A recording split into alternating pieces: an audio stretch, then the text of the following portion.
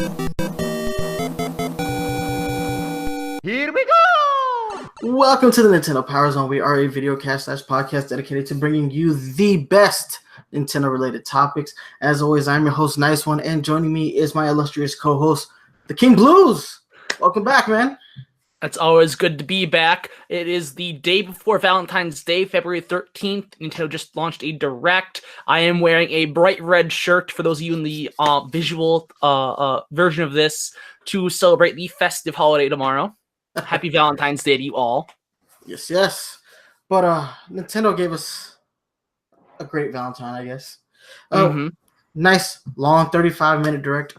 Okay, before we even get anywhere, if you guys saw my live reaction, literally in the 5 minutes that I started the live reaction to the point where the Direct came on, I gave you some predictions from myself and Mario After Party.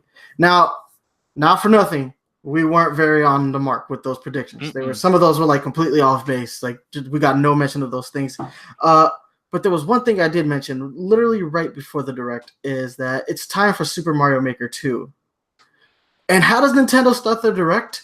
Literally with Super Mario Maker 2. And I was doing like a little stupid happy dance because I'm so excited about this game. This is first off, what an amazing way to launch a Direct with a beloved game in the Mario franchise. Like, Mario Maker was such a big hit on the Wii U, especially when you consider how poorly the Wii U sold overall. And now on the Switch, with it being a far more successful console, can you imagine the user base that this game is going to have?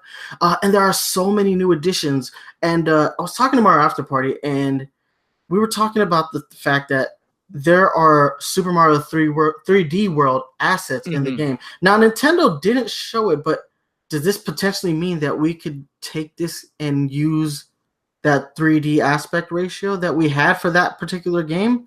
Those assets are there. We had Cat Mario, and we had the Bell Trees. Does that mean that potentially you could design 3D stages on a 2D platform? Is that what that means? We don't know. Either way, it doesn't matter. It's freaking Super Mario Maker 2, and that's amazing news. And I can't believe it took them this long in the Switch's lifespan to give it to us, because we're entering year 3 now. Yeah, we're beginning year 3 with the Switch, and yeah, they really held out. But I'm glad it's a sequel and not just a straight port, because we've got a port for that on the 3DS, and it's very lackluster port. I'm hoping that this new one has all the features that the Wii U version had, and then some as far as online is concerned. But super excited. What they showed looked really good, and slopes. We didn't have slopes in the first game. We have them now. So stage designers, all you guys who want to become video game, engineers and designers, this is the perfect playground for you guys, and I'll be there too. I will be there too, making stages with all of you. So excited, man. What are your thoughts on Super Mario Maker 2? So this is my hype point of the whole Direct. I know that they ended on something nice. We'll get to that later. But this is the game I was most hyped about for sure. I think I've said it a couple times on the show here, where the 2 games I want from the Wii U are Xenoblade Chronicles X and Mario Maker. And now we have Mario Maker. It's coming. And they started off with the slopes. That's how they started. It was just, hey, slopes, we heard you. And that was a great way to sort of do the trailer, because it's almost like a nod to, like, yeah, we acknowledge you need slopes. As for the Super Mario 3D World assets, that kind of blew my mind to see them function in that 2D space. But when you're going back to you mentioned the 3D aspect ratio, we saw for like just one frame a sort of like 2.5D angle in the Maker, which was really cool. Yes. We didn't see any more of that, and I need to go back and rewatch the trailer, but I think I might have seen one thing of Super Mario Bros. 2. Yeah. Oh man, Super Mario Bros. 2 was glaringly missing from the original game. It was one of the things that actually really upset me about that original game. Was like, I know it's not technically a Mario game, but the assets in that game, the way that game visually looks, that, like, I'm considering that when that game came out, I was like 7, and I have like these very distinct memories of playing Super Mario Bros. 2 with all my friends as a kid. So that visual art style stuck with me even more so than Super Mario Bros. 3. Now, gameplay-wise, Mario Bros. 3 is a far superior game, but from a visual perspective, I actually prefer like the Super Mario Bros. 2 art style, or the Doki Doki Panic, which you know how it is. We don't have to go over that story, but yeah, I really love that art style, and I love the new user interface with the little circles, and you just kind of use the click wheel. I was like, that's a really good, and I'm wondering if that's for like maybe some touch, motion control type of a selection. I would imagine that looked really cool to me. Just so much to be happy about with the announcement of this, and I love this because I don't know how you're gonna design the stages in dock mode, but I know for a fact that designing stages in handheld mode is going to be amazing because of the capacitive touchscreen. That's the one. It was fun to do it on the gamepad on the Wii U. But you can only have one input.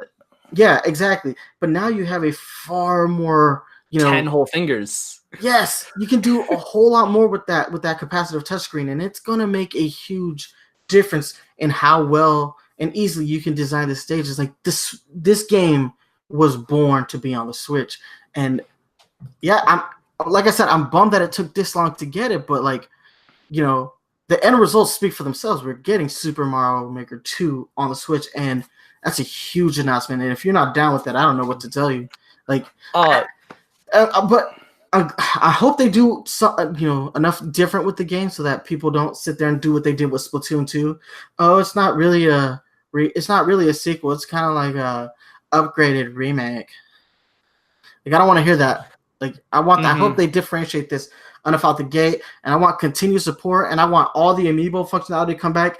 And can we get an 8-bit Luigi amiibo for this game? That would be cool. I'm hoping all the rest of the current amiibo also get skins, so we can have Simon and Richter in Mario Maker. That would be lovely if you could make that happen. Pokemon Trainer. Yes. Oh. All right, but before we move on, though, I have to make 2 more points. One, I've been wanting for this, and it has not been shown off yet. We might not know everything about the game so far, though, so I'm going to cross my fingers.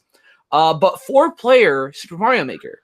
It's in all the rest of the new Super Mario Bros. Series, and you can make, the Super Mario Bros. New 4-player things are specifically designed for 4 players. They're 1-players, you can just kind of have 3 other friends. So you can just do the same thing in Mario Maker, and as for not enough power-ups, they give you just, if there's a block someone puts in a power-up in a block, just have it spit out 4 for multiplayer. No? Exactly. Before we move on, Taito, I now need a Luigi to go with this one. There is a builder Luigi now. I need that to happen. Get on it, Taito. You made this one, make the other one. Yeah. All right. So as much as I would love to just do an entire episode on Super Mario Maker 2, I think we do have to move on. So next up, Super Smash Bros. Ultimate 3.0 update. Yes. We know nothing about it other than we got to see the Joker character model, which he looks really good. He looks really good. I am bummed that we didn't see gameplay. I honestly think this is the first time that they've showed us a 3D render of a character without actually showing us the character's specific gameplay. And I understand that the character is a work in progress, and you have to rebalance the game for his inclusion. So I'm not really gonna fault them for that. I just this is kind of the weirdest update, announcement that we ever got, especially considering get ready for the biggest Smash update in April. And I'm like, okay, what are they gonna say here? Absolutely nothing. You're just gonna have to wait and see. Just wait a little bit longer. Why'd you even bring it up? Yeah, don't bring it up then, honestly. I would have rather been surprised when it happens, like I did with Plant. But going back to that, wasn't his 3D model revealed with no gameplay? Yes, was it just the render? Mewtwo gets a pass in the aspect that we knew that he wasn't really going to change from his melee appearance.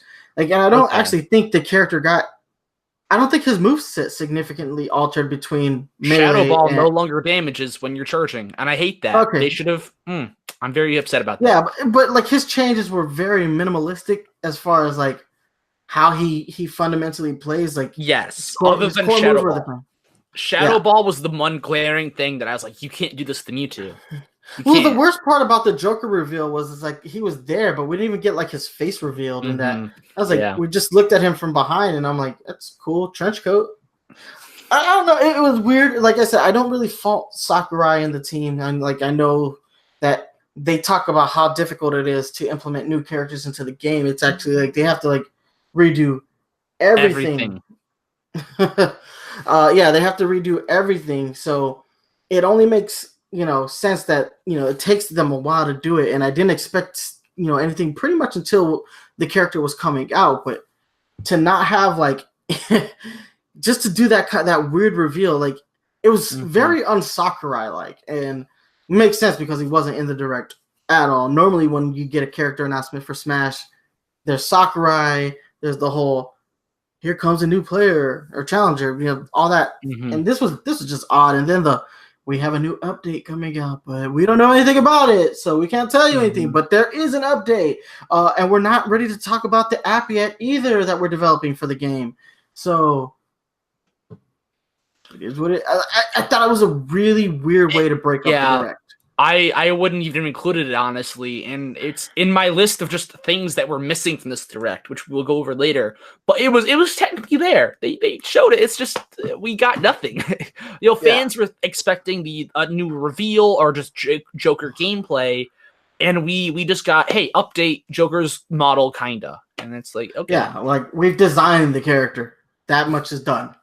This is great. That is great.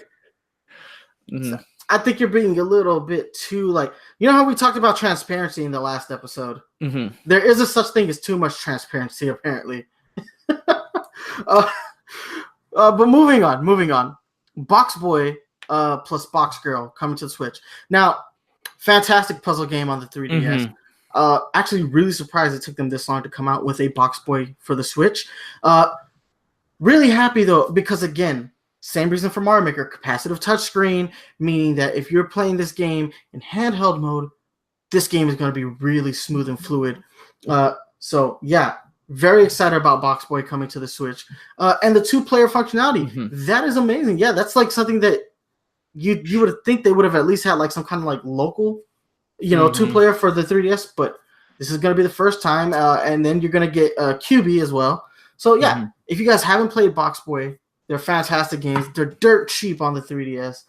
You should what are they, like $5 a piece?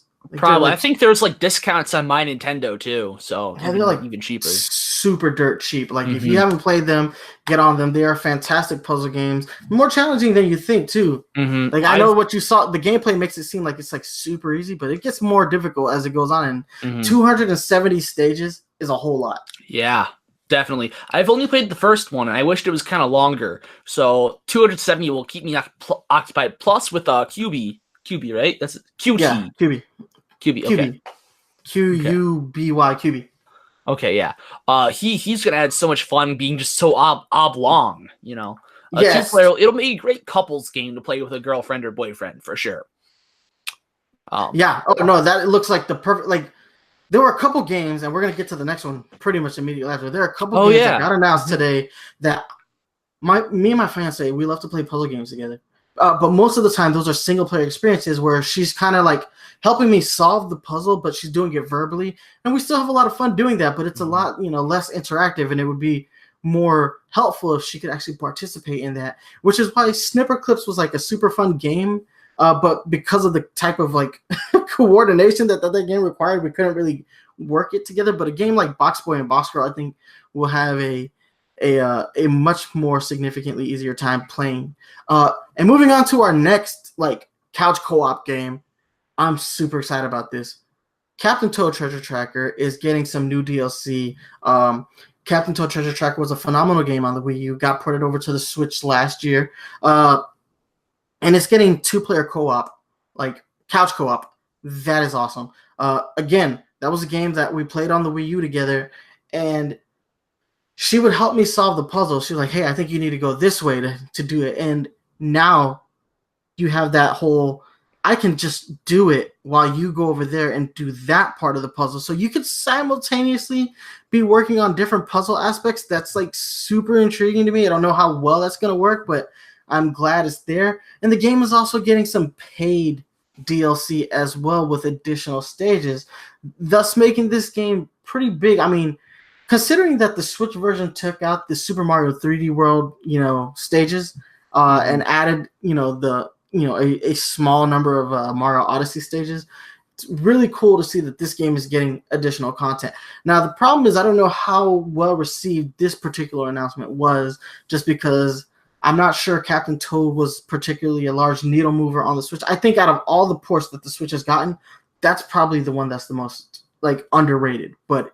it is a fantastic game, and it really goes to show you how versatile the Mario franchise actually is, that you could take such an obscure character like Toad and do that with him.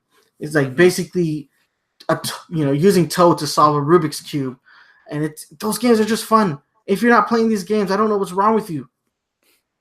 Stop complaining there are no games, because there are games. You're just not buying them. So the one thing that really just struck me weird about that, though, is they gave Captain Toad, like you said, this is not a needle mover, DLC, but they didn't give Super Mario Odyssey DLC, which from a similar franchise, but is a needle mover, one of the best games on the Switch, and it's been highly requested to get DLC.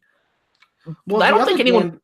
To kind of build off of that, another game that didn't get the kind of DLC treatment that I thought it would in this direct would be Mario Party and Mario Tennis. I thought those games would get some more DLC announced today, because Nintendo really wants to like take all those couch co-op games and expand upon them. And those games they got nothing. So I anticipate they probably will get some kind of DLC later, especially Super Mario Odyssey. Mario Odyssey could totally benefit from some new DLC. Like, I feel like we're still kind of holding on to hope that they're going to make that Delfino base world, which Nintendo, please do that. But yeah, you're right. Like, that game needs DLC, and it's just not there. Yeah, honestly, I'll definitely agree with you on the Mario Party, Super Mario Party. Like, the 4 boards is just kind of starting to not be enough, and the characters, they're cool, but I would maybe some more characters would be fun. Like, I don't know. I feel like Mario Party definitely did need that DLC. To some extent. Plus, like, more mini games would be great as well. Or better online functionality for Mario Party instead of mini games, like playing the full board game online would really help. That's what the fans want. Yeah. Although that game it's not like that game isn't successful. That game has made its money. That game has been really successful. It's just that it's like missing core features. And yeah, more boards would have been great. Any kind of announcement for that game. Like, I still haven't pulled the trigger on that game. As much as I want that game, and I know everybody in my house will play that game, like, I haven't pulled the trigger on that game because I want more stuff to come for it. And once they make that announcement, I'm 100% on board with that. Anything else on Captain Toad Treasure Tractor and Box Boy plus Box Girl? No, I suppose not. I find it kind of odd just that we're getting Captain Toad's announcement kind of late. Captain Toad's been out for a decent bit now, and to get the DLC announcement feels kind of late. Like, I feel like Captain Toad's, like you said, it's sold, it's going to sell. I don't know if this will really pull more sales. Maybe with the only thing that might work in its favor is that new bundle that they're announcing, that digital bundle. Oh, yes. With all the DLC and the older, the game and all the DLC. Yes. Plus, you get to play one of the stages today. Right away. Yeah. So, very cool. But I guess we should go ahead and we'll slide into a game announcement that super excited about. This got announced at the Game Awards. Marvel Ultimate Alliance 3, The Black Order. First off, before we go any further, I'm a huge fan of this franchise, and it really upset me when it went dormant for so long. Like, they weren't like fantastic games, but they were a lot of fun. It's not, not every game has to be mind-blowing, life-altering for it to be a whole bunch of fun. And Ultimate Alliance was one of those games. They were fun, and now you have the ability for local and online multiplayer. Super excited about this. They're really doing a good job of tying it into like the MCU, tying in all those movies, like obviously Thanos and the Black Order, like being really prevalent in the trailer that they showed at the Game Awards. Now we got to see Captain Marvel for the first time in this trailer that we got today, and she's got a movie coming out right around the corner. So yeah, they're doing a really good job of like tying it in. And now the only thing we really have to worry about is if this game can hold up to what Spider-Man did on the PS4 back in 2018. I know Marvel's been really committed to doing for the video games what they've done with the movies. They said they want to build a world that interconnects with, the only weird thing about that is like console exclusivity thing, but still really hoping that the same kind of dedication that went into Spider-Man is going into this. It's developed by Team Ninja. Now, they've got some really good games, and they've got some not so good games. So this one could go either way, in my opinion. They don't really have a whole lot of middle ground. They either make not really good games or they make great games. Like the middle ground is like non-existent for Team Ninja. So draw straws here. So, I mean, one thing I think is looking promising for this game that I was kind of concerned about before, I haven't directly compared the footage from the new trailer to the old one at the Game Awards, but the gameplay I felt looked much better than it did in the Game Awards trailer. Yes, I agree. I feel like I was kind of hesitant that it didn't look quite right in the Game Awards trailer, but I felt much more comfortable saying, like, this would be a fun game I could see myself getting now. I won't have to worry as much about the combat looking iffy. So yeah. I felt much more comfortable looking at this trailer. I feel like it's definitely improved from the Game Awards. And most of like my close friends have determined that they were getting this game just based on the announcement alone. So I'm really excited about that, just because there's not a whole lot of games that you can play online with your friends, on the Switch that are cooperative. There's a lot of competitive games. You got like your Fortnites and you got your Splatoons and you've got the Mario Kart, Murphy's Law, and Mario Kart Smash, yeah. But yeah, it'd be nice to get into a game, and plus, Marvel characters are more popular now than they've ever been. Just look at what Spider-Man did on the PS4. It like blew everybody's minds how quickly that game just sold. So yeah, I hope the same kind of dedication, the same level of dedication that went into Spider-Man goes into this game, because Ultimate Alliance, as good as those games were, like I said, they weren't mind blowing. But I would love to have a really good story for this game, and just you got Thanos, man, like build off of the hype of Infinity War and Endgame, and Captain Marvel. Build off the hype of those movies. Like, you're doing a good job of that. Plus, you definitely don't want to see another like Marvel versus Capcom Infinite situation. Like, I don't think Marvel can take that many more hits on the video game side of things. What's next? All right, Bloodstained, Ritual of the Night. This game looked really dope. It gave me Bayonetta vibes, and like this is a franchise, right? No. So this is the Kickstarter. This is the Kickstarter that started like around the same time as Spidey number 9, but instead of being the Mega Man creator wanting to remake Mega Man, but different, it's the Castlevania creator wanting to remake Castlevania. Actually, yeah. So, and looking at it, I straight up said, it's like, this is giving me straight up like Metroidvania vibes, like. But it also gave me Bayonetta vibes at the same time. Like when you see that big dragon, when the dragon goes around the corner and the character is running up the stairs, I was like, whoa, that's like Bayonetta meets Castlevania, and it looks. If that's the concept, yeah, let's have that. That would be an amazing game, because Castlevania, Metroid games, dope. Bayonetta games, dope. Fusion, yeah, let's do it. So it's taken a very drastic kind of leap than what I thought. I mean, from the original like Kickstarter backer, whatever that we saw years and years ago at this point, this has been a long time in the making for this game, which on Kickstarter is usually at this point a concern, but this game still looks great. No one, I don't think, is concerned about this game being bad.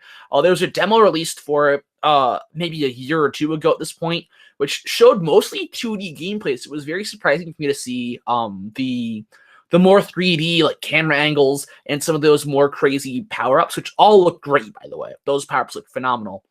But then we also got the remake of the game, Castlevania, Bloodstained, not Ritual of the Night. I forgot. I don't know. I forgot. It's the remake. It released earlier this year, but it was made by is Inti Creates, I want to say. And Inti Creates, they did a great job with I want to say it's Inti Creates. Gunvolt, Azure Striker Gunvolt, as well as the remake for Mighty number 9, Mighty Gunvolt, which was much better. What? Yes, Curse of the Moon. Thank you. That's the one. So, and while that game was great, absolutely beautiful, kind of short, but still great. It's you can't use that to judge the quality of this game because it's made by Inti Creates, which has a great track record, honestly. Yeah, so dude, especially with the Creates, remakes. if it wasn't for Inti Creates, Mighty Number 9 would be an even bigger. Like the flop of Mighty Number 9 would sting a lot worse. But they them kind of resurrecting that character, like saving that character from Keiji Inafune. Well, they didn't even save it because that game came out like years before Mighty Number 9 even hit. So it came out with the demake first, and then Mighty Number 9 flops years later, and they make it a deluxe version of the remake or the demake, pretty much, which did much better and was a much better game than Mighty Number 9 was, unfortunately. Yeah. No, the game just blew my mind. I was like, when I was looking at the gameplay, I was like, this looks so much fun. This is the type of games that we need on the Switch. Like, we're starting to see a bunch of games that just fit so perfectly on the Switch, and this one just right up there. And I was like, and it just, like I said, like it has like that flair of Bayonetta, but it also has like that game design style that you love in Metroidvania. Yeah, and that's just what you need right now. We need like games like that challenge like our expectations, because it could have just been a straight up like Metroidvania, and that would have been palatable as well. And I don't think anybody would complain about that. But when you go into like that 3D like ratio, is like everything just it made that game pop. Because originally I was like, okay, cool, Metroidvania. Then you see that part, the dragon comes around the corner, and you're like, holy shit, this is not your standard Metroidvania. This is on some next level game design. And could you imagine how good was the Metroid game on the Samus Returns on the 3DS? It was amazing. And they took some liberties with that game. They took newer Metroid aspects and tossed them into that old Game Boy game, and that made that game far better than the original version. Like Return of Samus, good game. Samus Returns, far superior. And I'm not just talking from a graphical aspect. I'm talking about gameplay. It's better because of the changes that they've made, especially to the combat. I wish I was better at the game. I beat it, but I sucked. I had so many confusing game overs. Dude, that one part with the freaking wheel of Doom. Like, I don't know. It took me like a million tries. That was just, I was like, I'm bad. But it took me even longer to like figure out what to do after that part was even worse for me. I was so stuck after all this continues. Now what do I even do? My problem was I hadn't played that game since the original Game Boy version, so I had no idea where to go. Even though the map was like almost 1-for-1, like I was like, what do I do? I was like, I beat this game when I was like 12. Why can't I do it at 34? It's a hard game. Metroid games and Castlevania games, they are hard games, but they're some of the most rewarding games once you've beaten them. Like you feel rewarded, like because it took you something. All right, but let's go ahead and move on. Move on. Way more to talk about. So, what would you say if you weren't born in '89? All right, so if you came back in time in 1989, when I was given my first Game Boy, so that was my 6th birthday. If you traveled from the future Terminator style, and told me that the Tetris game that comes with my Game Boy was going to play something like Fortnite, which didn't exist then, my first question would be, what's Fortnite?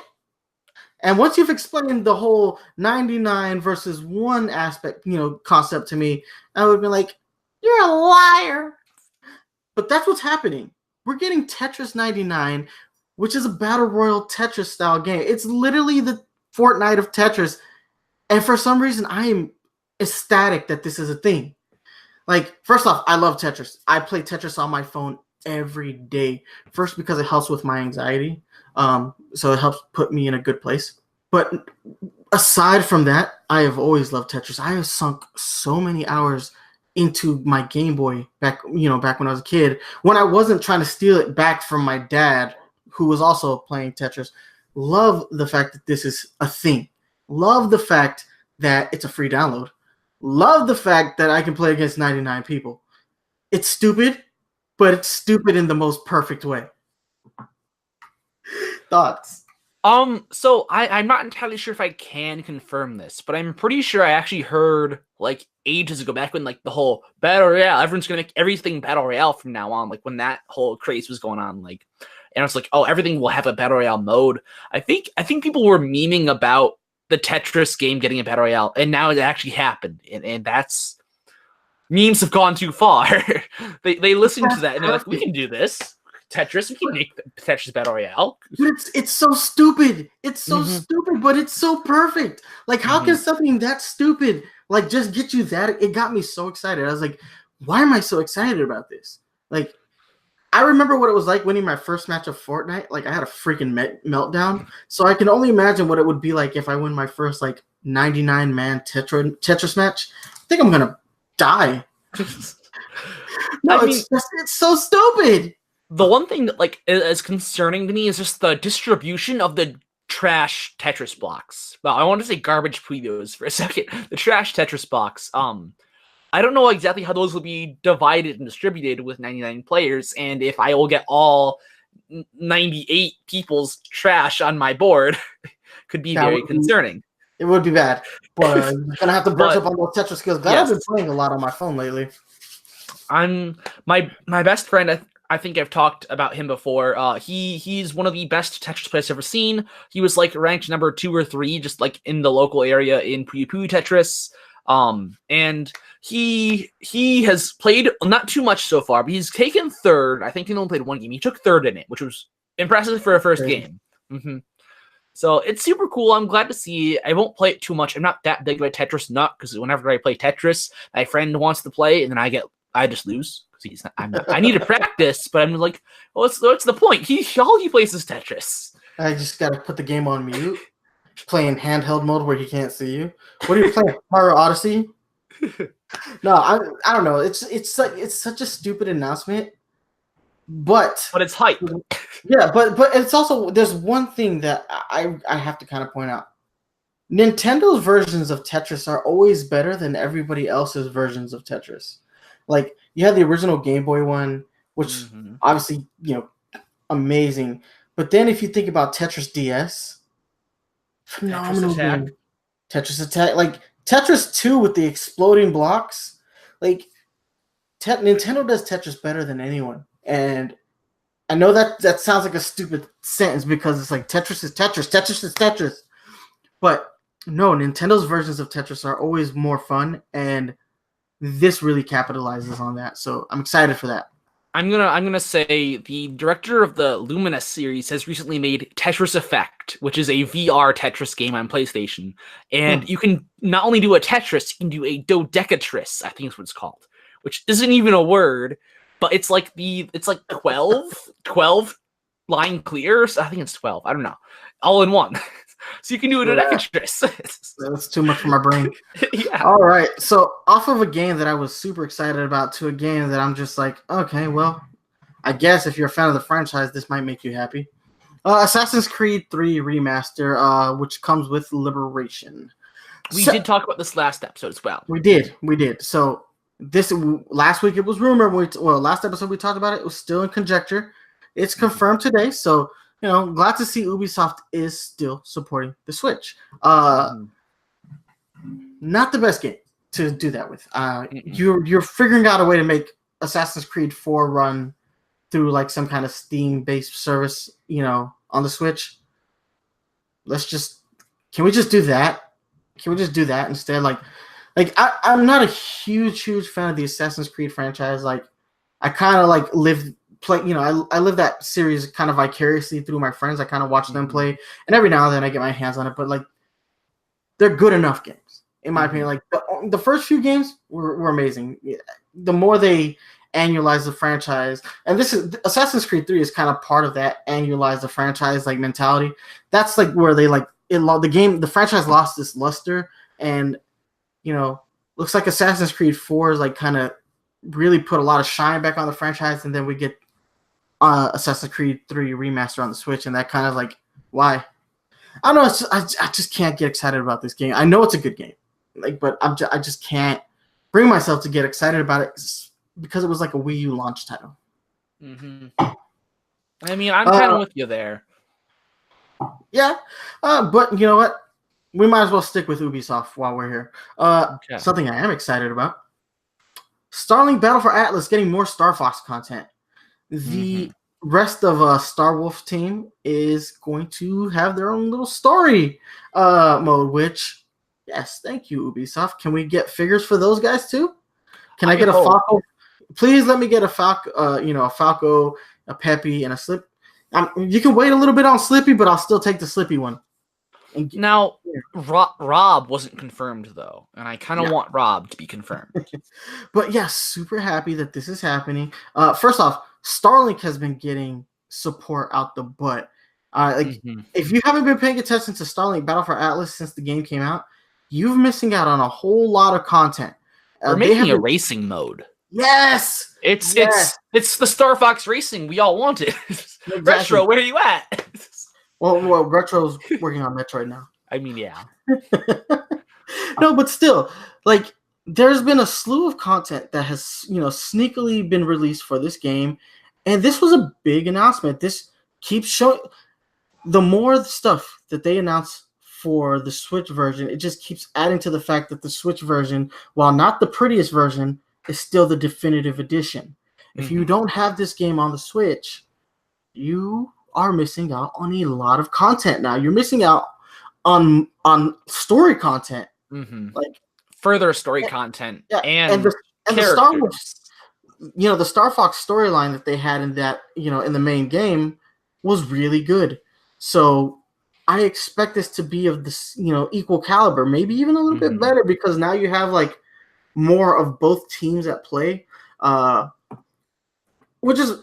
I really like that about Starlink was that you did have the Star Fox team as an assist, but I would like for them to play more prominent roles in the story. Plus, if we can get more ships and little character pieces out of it, even better. Yeah, come on now. Could you imagine having a whole mini Star Fox team? Yes. I would love that, but I also just want to see much more of just more Starlink pilots and ships. You look at Skylanders and Disney Infinity, they're always putting out, or rather they were always putting out, more stuff, more figures, more vehicles, etc. into their games, and that's not really the case for Starlink. Agreed. But here's the thing, like, Ubisoft has done like a really good job of like riding that line of knowing like what is too much. That's the one thing I will give them credit for, like, because Skylanders and Disney Infinity, they just didn't stop and they ran themselves into the ground. Disney, especially with Disney Infinity, because the way they were releasing their characters, the staggered way they did it, and it made it really hard to just enjoy that game, especially if like you wanted specific characters. Hell, I didn't even get into Disney Infinity until the second game. And the way they released the extra content for Marvel was painful. It's painful.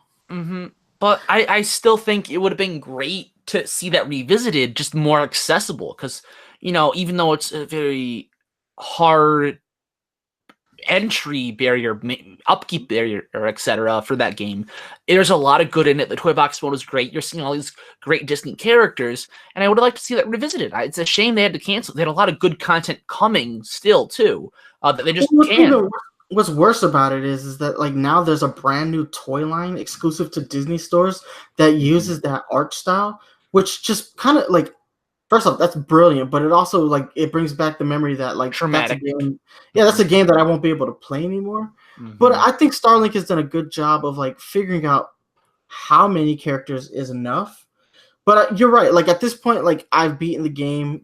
I've gotten all the extra ships. I've gotten all the extra pilots and the extra weapons upgrade. It would be nice to see some more, especially if you're going to keep updating the game with this much content. Because man, the racing stuff, obviously you're going to be able to shoot each other down. So let's have some crazy weapon combos. But before we move on, I do want to say that Starlink Battle for Atlas is a super, super good game. this extra content is gonna really increase this franchise if they can continue. If this stuff does well, we can see this game become a franchise. But guys, keep in mind that this is a super cheap game right now. I'm looking at seen Amazon clearance bins. On Amazon, it's listing at $25.39. $25.39. So for the Switch version, I overpaid. Yeah. Oh yeah. So did I. But yeah, I enjoyed that game. I don't regret the purchase. It's just super cheap right now. So yeah, now's the time to buy it because you're getting extra Star Fox content, and the game is super cheap.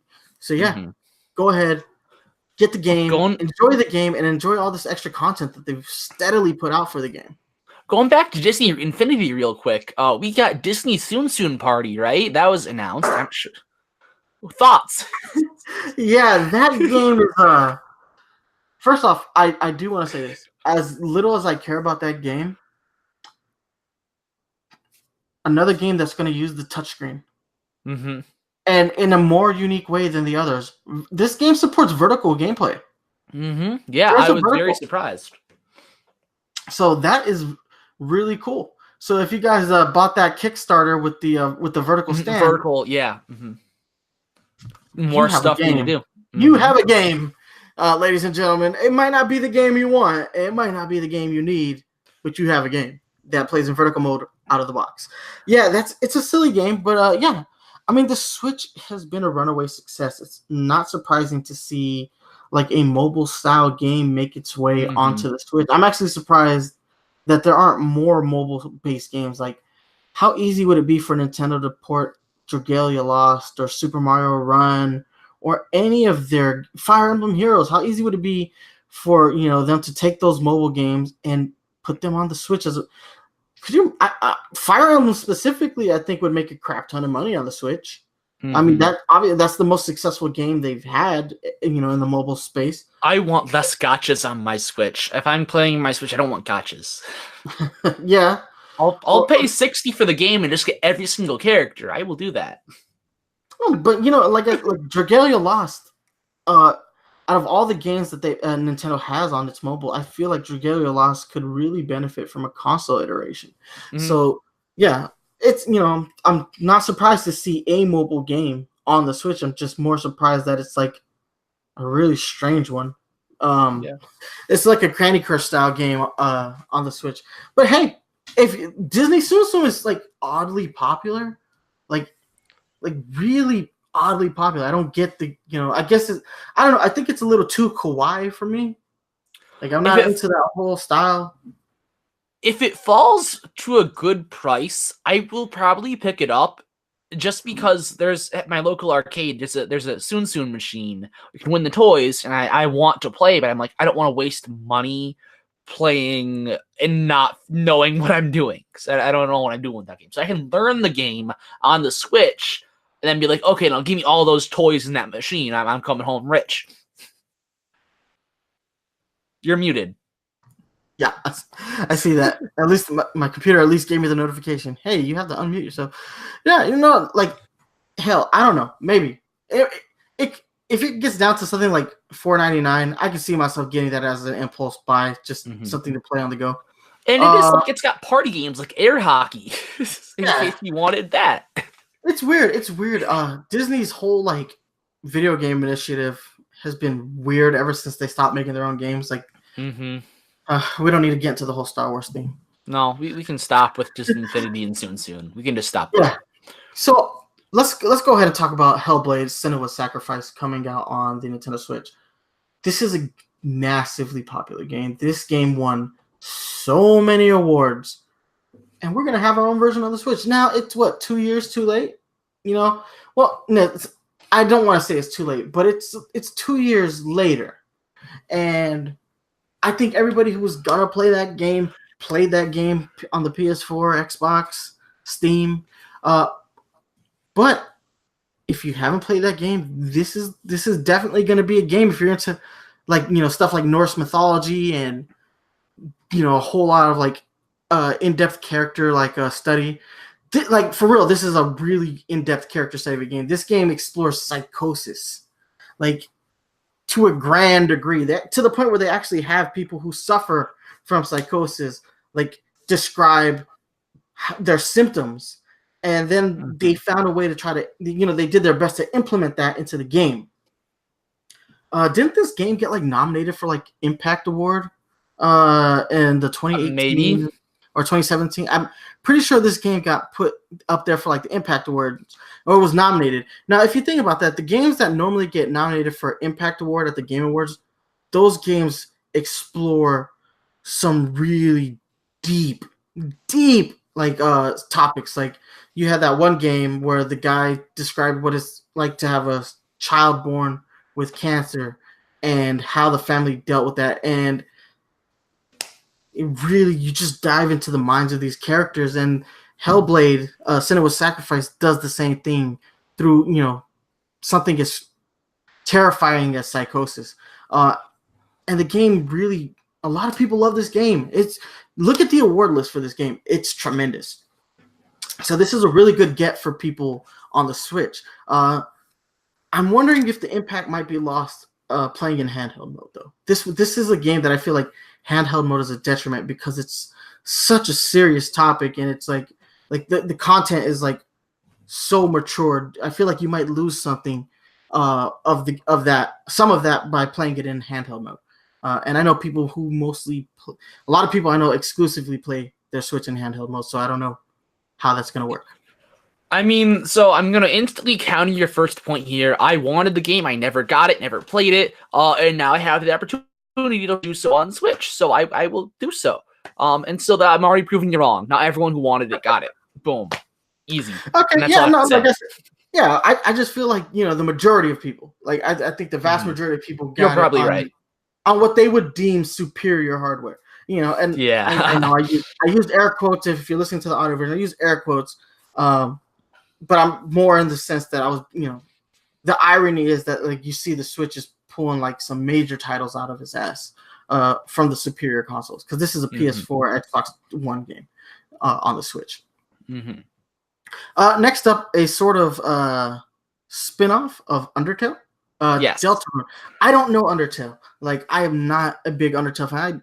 The game looks cute, so if you have any thoughts, hit me up, because I have nothing to say about Deltarune.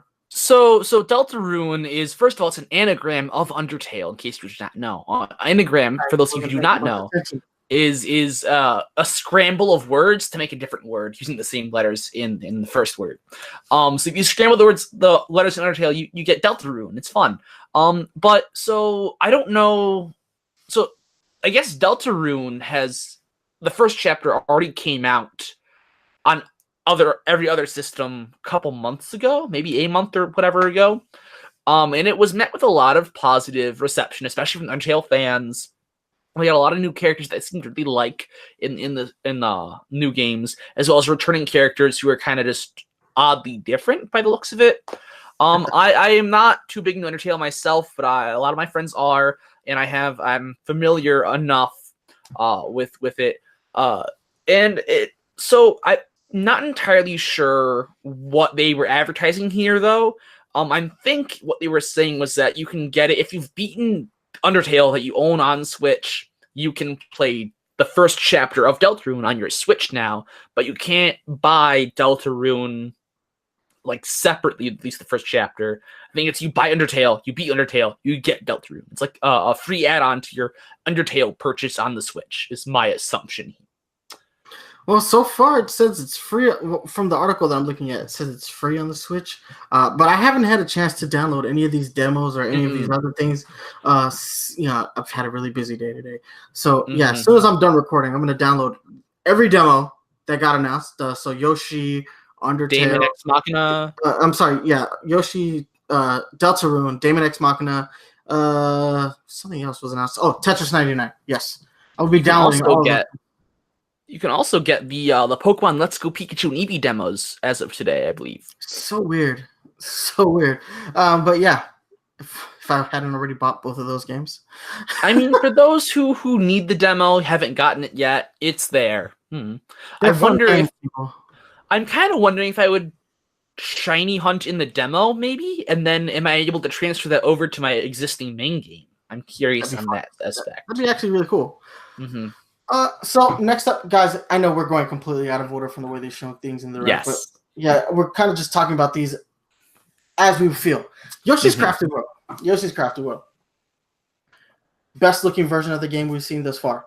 Mm-hmm. Like, I have been iffy on the game visually because I loved Yoshi's Woolly World on Switch, and I could see what they were going for with this version of the game, but every time they showed it, I wasn't sold visually. I was like, man, I feel like this game doesn't look as good as it is for you, as it should look for you guys to have been delayed it as many times as you've delayed it.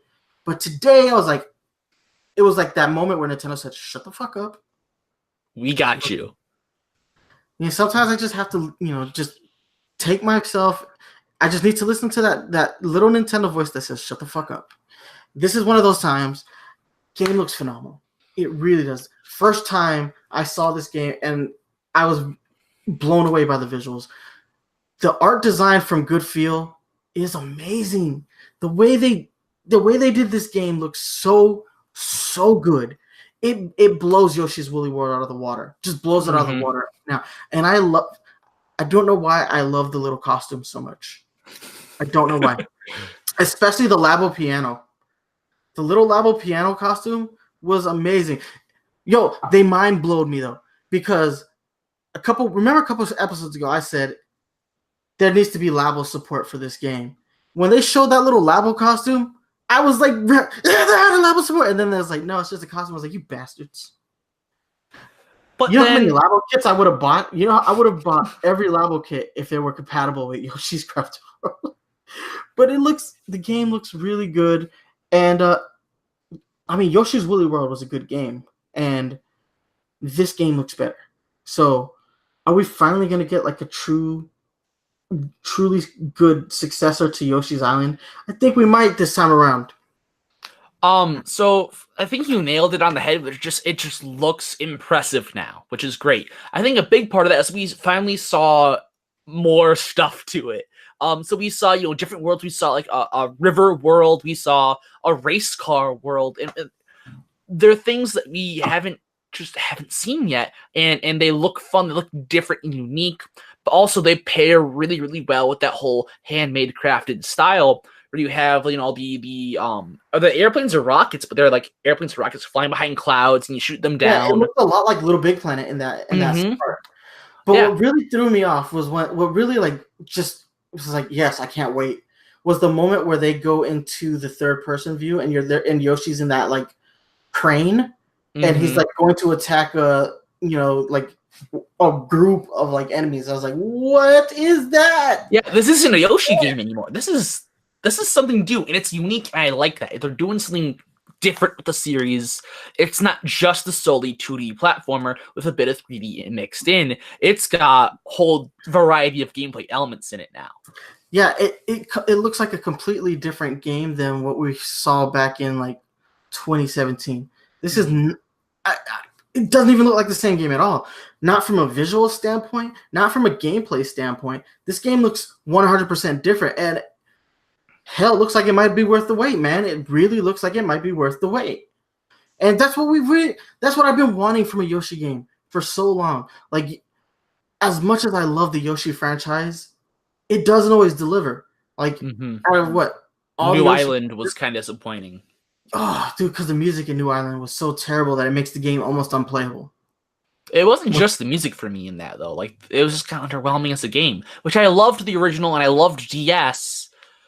But New Island was just kind of like, what is this? This isn't quite right, Yeah, like the Yoshi franchise, it's taken too many sides. And Yoshi's story, I know there's a contingency of people who will stand by that, but that is a bad game.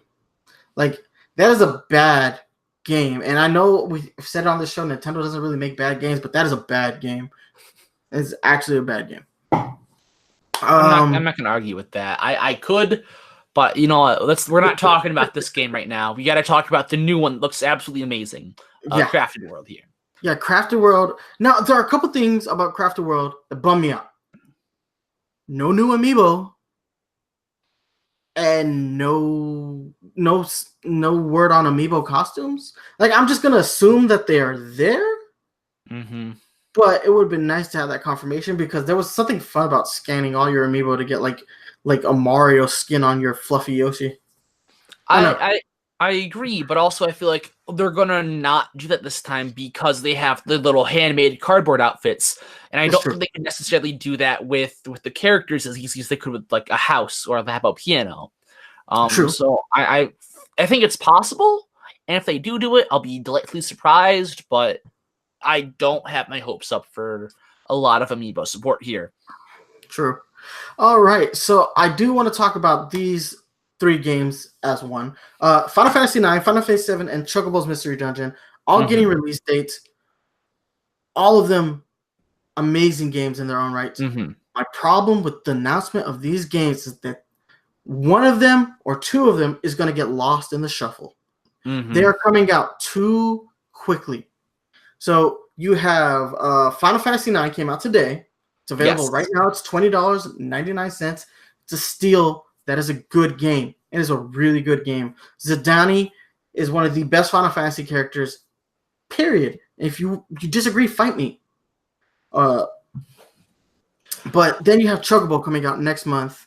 But you also have Final Fantasy VII coming out next month. That's too much. It's too much too quickly. If there's one of the games that's definitely getting overlooked, it's probably Chocobo's Mystery Dungeon, everybody, which is a shame. Arguably the best game of the 3. I mean, but I know those are fighting words. I know those are fighting words, but of the 3, Chocobo is the most unique.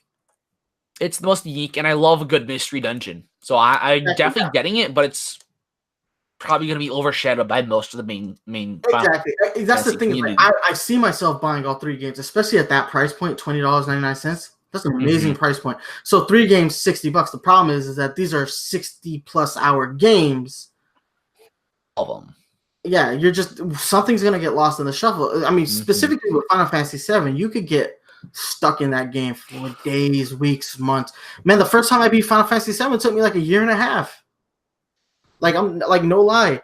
And I'm a better gamer now, but I'm still a pretty terrible gamer. So, and it's been a long time since I've revisited that game. Now, the only thing about Final Fantasy VII that kind of bums me out too, though, is that like this announcement for the Switch has totally killed whatever hype I feel for the PS4, seems like going to be PS5 remake.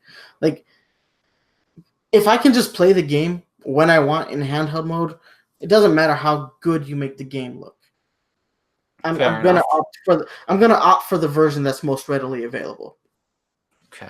So I think that's gonna hurt my purchase of Final Fantasy VII Remake, but well, I mean, I'm gonna have to cross that bridge when I get there. Seems like that game's not coming out for a long time anyway. But yeah, I'm really happy that all 3 of these games are coming out for the Switch. I just do not like the release windows for them. I just feel like something's getting lost in the shuffle, especially since Yoshi also comes out in March. So you have 4 like crazy good games coming out in such a short, time span. Like, I'm just one man. I don't have that kind of free time on my hands. I wish I did. I mean, I think you've summed up mostly the main points about the games that we do have. You have release dates. They're all very close to each other. The one thing I'm kind of concerned about, though, is I think there's only a handful of the many Final Fantasy games that were announced that are not coming, that we don't have official confirmation for yet. And I believe they are Crystal Chronicles and World Maxima, right? Is that correct? Yes, and the World Maxima is the one I want the most because I did not buy that game on the PS4 because I was holding out for a Switch version, and I'm glad I did because it's coming. But yeah, it's weird they didn't say anything about it. Actually, this is oddly absent. They gave all the rest of the Final Fantasy stuff their spotlight, even Chocobo, which I love because I love Mystery Dungeons. But then they don't give us Crystal Chronicles or Maxima. I don't know. That was a bit weird to me because it seems like they're getting all the Final Fantasy just out of the way right now. Like was my impression I got with the close release dates. Is they just want these games sort of out of the way. Like, we're reporting them, we gotta get them out as soon as possible. We don't want to deal with them anymore. Was kind of the impression I got. I don't know. So Man, there were so many games announced.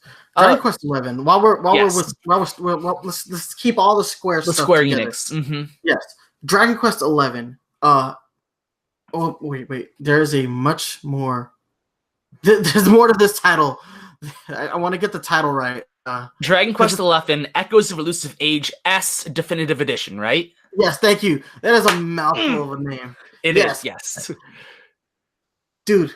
Okay, so first off, the game looks great on the Switch, but I don't think that matters because I don't think I'm gonna play that game outside of the 16-bit mode. Yeah, that was cool addition. There's 16-bit mode in this game, and I think that's how I'm gonna play the entire game. Especially handheld. I'm going to play that game handheld in 16-bit mode, and that's what's going to bring me the most joy. And does the PS4 version have that mode? I don't know. If it doesn't, they're screwed because that looked amazing to me. It looked so good to me. Now, I don't know why. Did they also mention that the music you could switch the music to be orchestrated or chiptune too? Or was that mentioned? I'm not sure. I don't know. I think that was mentioned. Or maybe it was like the orchestrated versus the original soundtrack. I'm not sure. They mentioned something with the soundtrack you could switch on and off. Yeah, I'm not sure if it was chiptune or not. Once, but like I should have looked more at the direct. I have to rewatch the direct. Yeah, I just didn't have time though. Yeah, same. But no, I love that 16-bit mode. It looks great. Aside from that, if I were to play the game in 3D, I hope you can switch because in handheld mode, I want to play 16-bit mode. But when I'm at home and I get a chance to dock it, I want to play it, with all the pretty graphics and whatnot, all that amazing Akira Toriyama art style. Let's get it. Big Dragon Ball fan in here if you guys don't know. But yeah, the game looks good, and there's extra story content as well for each of your party members, and I think that is Switch exclusive, correct? Yes, that was confirmed. So the Switch again getting a definitive version of a game. Now let's be real. There's a significant gap of when this game was launched on the other console versus when it's getting launched here. So we should get the definitive version, and I imagine that the PS4 and Xbox might get like some kind of DLC or a new version of the game that puts it on par story content wise, unless it is exclusive to the Switch, which I think it is. I don't know. Sticking with Dragon Quest, didn't we got a new Builders game announced too? Yes, new Builders as well. I was thinking about you the moment they showed this. I was like, man, blooz loved that game for some reason. Yeah. And I did. I wish there was multiplayer, and I don't think they actually said there was multiplayer, but I think there is. So, yes, I can have Minecraft server worlds in Dragon Quest now, and not just be myself. What's nice about it is that if you have the first game on the Switch, is that you get Bellatrix costume. Exactly, you get some content, man. I love it when games do that. Like, hey, we see that you have this save file. The only time that ever creeped me out was Metal Gear Solid. I see you've been playing this. How do you know? No, but yeah, that's really cool. I like how they're building upon it. The game looks like a lot of fun too. Actually, like I wasn't really impressed with the way the first game looked, but this game looks like with the gameplay aspects, like where once you've built your world, you can go on missions with the characters. That stuff looks really cool to me, especially like when they went to like that first person view with the swinging the stick. I was like, that looks fun. Yeah, I was like, okay, I might get Dragon Quest Builders too. I was wondering how they would do it. So I knew 2 was coming. I haven't actually looked too much into it though until the trailer today. So I'm not sure if they released any information before this, but I if they did, I haven't seen it. But I was wondering like how they're going to continue the story. Because in the first one, the story is kind of like the power to create has been lost to humans, and they can't build shit. They're useless. And so your main character is given he's known as the hero called the Builder, and he's the sole person in the whole world with the power to build things, houses, tools, etc. And he has to sort of bring everyone out of the Dark Ages. And I'm like, okay, well, how do you continue from that? How do you make this story continue? So you're having a whole island you're gonna just build on, which I think is a brilliant direction to sort of take it, especially with the new multiplayer elements and honestly everything else. It looks like it's just a brilliant fit for it story-wise, and I think it allows for a lot more creativity within the players. True that, man. Okay, so I really want to move on to this next game. Oninaki.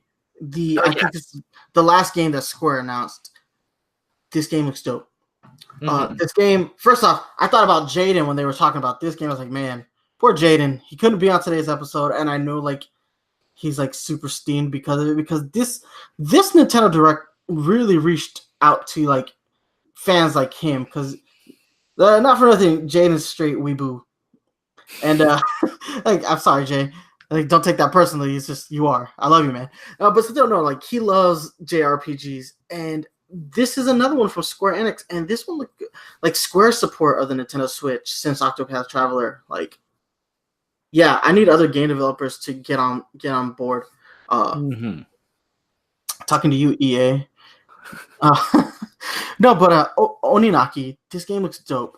So basically, people die. You're not allowed to mourn their death. It's a really morbid storyline, by the way.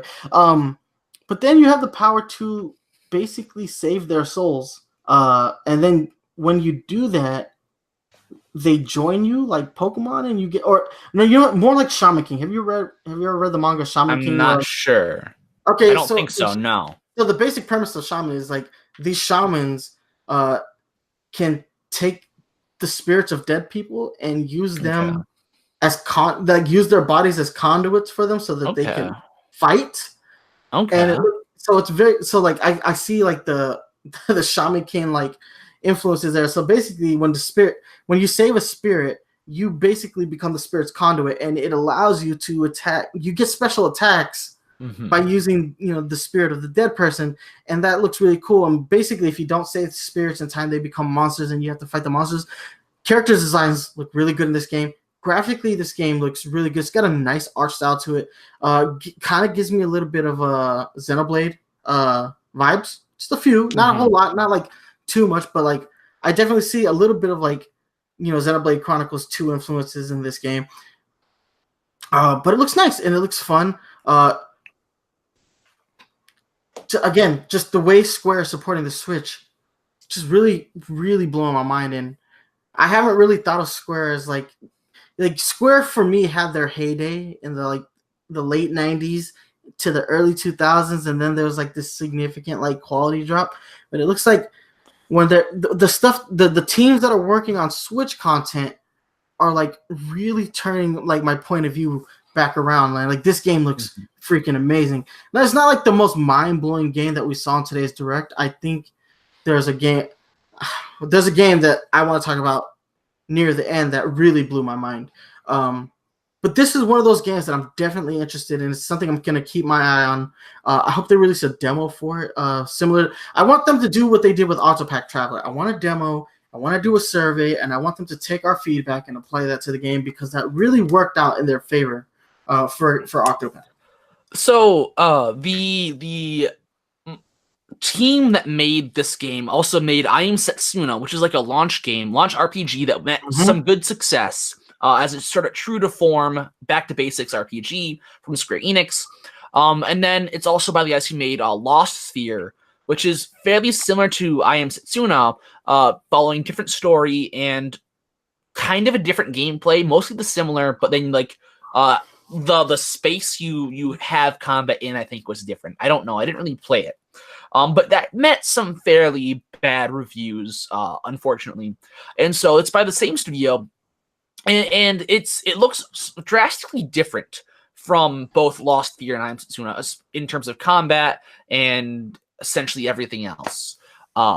Where it looks a lot more interesting, unique, and fun. The story, like you've said before, is kind of morbid, but it looks fun and cool and good, which has my hopes high.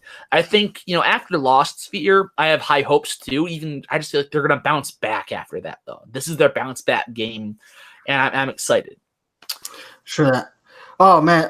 So next up, we got some Daemon X Machina news. Yes.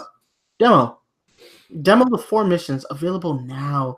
And they are taking the Octopath Traveler approach. Play our demo. Take our survey, give us your feedback, and we're gonna try to do our best to accommodate your feedback. I'm really liking this like new sense of development that that's like taking shape on the Switch. Like, hey, we care about what you guys think about our experience. Yeah, we want to know what you guys have to say about our game. Like, they didn't show off a whole lot new, but just the announcement of a demo, like that's pretty much the first thing I'm going to do when I get off of this recording. I'm going to go download that and get on that as soon as possible because I've been really anticipating this game because the development team behind it is like really good. Like we're talking about people who've worked with like, Suda 51, where these are like some really good game developers. So yeah. I mean, there's not much to talk about other than the announcement of the demo and the survey. It is very nice to see that there's a survey. I have not played the demo. I really want to. I most likely will very, very soon. But I'm not much really to say. The game still looks great. So a game that I don't have anything to say about, and I know Jaden's going to kill me for this. Rune Factory 4 and the announcement of Rune Factory 5 coming for the Nintendo Switch. I know Jaden's going to kill me because I know he would have plenty to say about this, but I've never played those games, so I don't know what to say. They look cool. Not my cup of tea. I like JRPGs. Don't get me wrong, but there are some that are just a little too much of the J for me. Like there's a point where I'm like, okay, this is too Japanese for me to like get behind. But I can see, but somebody like Jaden, he loves this style of RPG. So I know that like he's cursing me out from afar right now. So I'm kind of in a similar situation, but I know a bit more, I might say. So this is actually a Harvest Moon spin-off game. Did you know that?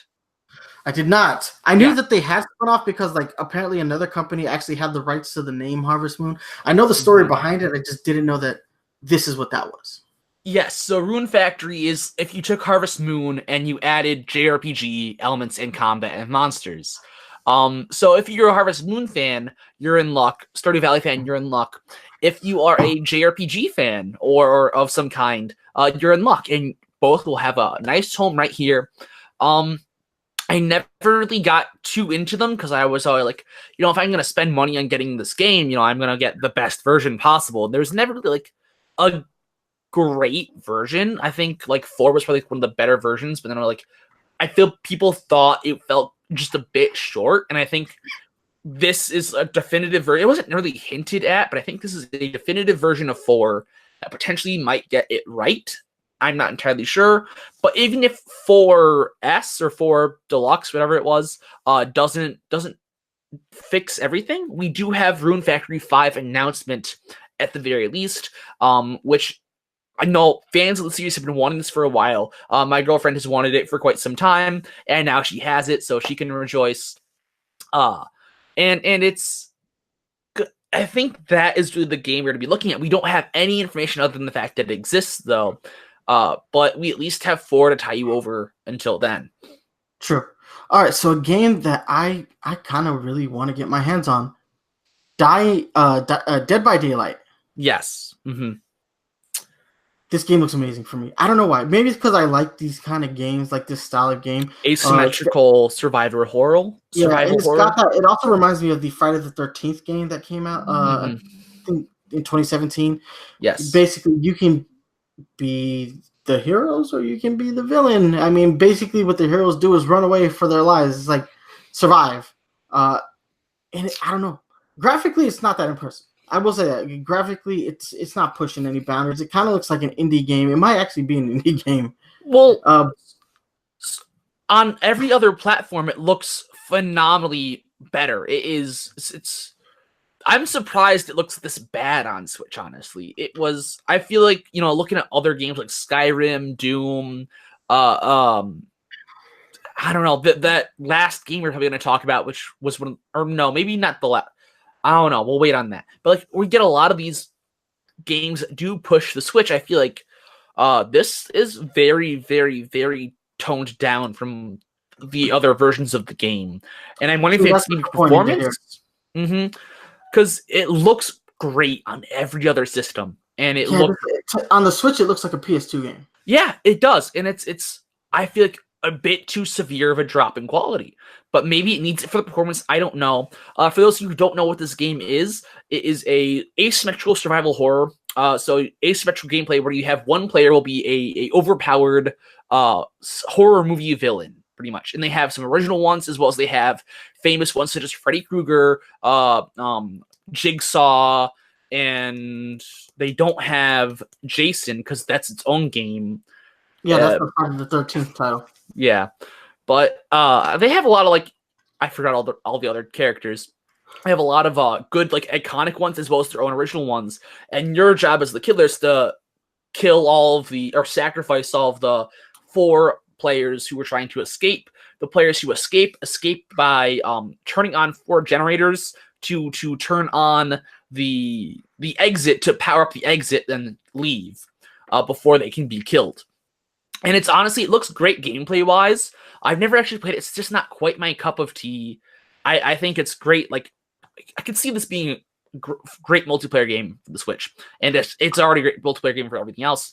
The game I'm actually more excited about that isn't even coming to Switch is their new game, the studio that makes it, making a new game called I think it's Death Gardens, which is similar. It's the asymmetrical style. You have runners. It's more like Maze Runner, if anything. You have the runners who are trying to clear these objectives in the world, and a hunter who is going to take them down. Very similar gameplay style. But I feel like I like the build more because you're as the runners, you have a lot more to do than a survivor in Dead by Daylight, because you can actually fight back a bit more in Death Gardens. True. I'm a huge fan of survival horror games, so this game kind of just drew me in. But yeah, visually, to hear that it's getting this pared down, that kind of bums me out. But I mean, it still looks like a game that I do want to get my hands on, at least play it a few times. And I guess what it really boiled down to is price point here. If this game is more than $30, I'm gonna opt out. But under that, I'm all in. I mean, because I can't. Visually, the game just doesn't look up to par. So we have a game that I literally have no interest in whatsoever, but I think a lot of people who enjoy, that kind of simulator racing style are really going to enjoy Grid Autosport. So this game basically looks like a Forza Horizon or GT, whatever, Gran Turismo game. I have no interest in these style of racing games. They're just not fun for me, but I mean, I know a lot of people complain that the Switch doesn't have these style of games. So here you go. I'm much more looking forward to a game like Trials than a game like this. So I mentioned, I think it was maybe just last episode, or maybe the episode before, that the Switch could become a great home for racing games with the likes of Mario Kart, Crash Team Racing, Sonic game, which could be Team Racing or Sonic Sega All-Stars. We don't know yet. And this real game, which I said could be Need for Speed, but also I got my fingers crossed can still get Forza on Switch. I think with the new Microsoft deal, which if you have not heard, Xbox Live is coming to the Nintendo Switch as a service, and that is kind of big. And I think we could see more Xbox exclusive games, honestly, on the Switch. I think is possible. Yeah. And so my big 2 ones I'm looking for, Microsoft, if you watch this, make it happen. I'm looking for Forza and Battletoads, which has been announced for the Nintendo Switch, for Xbox. They're getting a new Battletoads game. And what better game to bring over to the Nintendo Switch than Battletoads? Make it happen, please. Yeah. I don't know. I know I'm doing our audience a huge disservice by having such little care for this game. It's just that I'm all for it. I'm happy. I've never been a huge fan of these realistic race simulators. But yeah, I mean, it's fun. I like them. It's always nice to see diverse games on a Nintendo console. It's been a while since we've had this much diversity just thrown into a Nintendo console. I mean, we've literally seen it all from a Disney Tsum Tsum game to a hardcore, idealized racing game. So yeah, we're seeing it all. So I want to talk about the game that I think I was most hype about, Astral Chain. Mm-hmm. There are so many good developers behind this, and the art is done by the mangaka who created Ys. It's a very popular Shonen Jump manga. Check it out. I don't want to give any plot points away, but yeah, I've read a few chapters of it. I thought it was very good, and the guy can really draw. So his character designs really, really, really shine in this game. The gameplay, again, another game that gives me Xenoblade vibes, because of the chaining of you have the guy and then they're attached by the chain. And I was like, okay, that's a very Xenoblade-esque, but man, this game looks fun. Oh my god, this game looks fun. I was like, first off, like the art direction for the game is fantastic. It really looks good. Like I was like, what is this? What is this game? Because it looks amazing. And like the story content looks really good. Like it looks like really over the top. But it looks like so much fun, man. I'm watching the trailer as we speak. And I love the mech designs. The enemy designs also look terrifying. So this looks like a game that's like right up my alley. And just everything looks so cool. Right down to even the police uniforms look amazing. I was blown. I was like, what is this? Wait, is this something I should know? Or is this something new? I couldn't even tell. Because I was like, it looks kind of like Xenoblade X, but not quite. So what is this? It's not a port.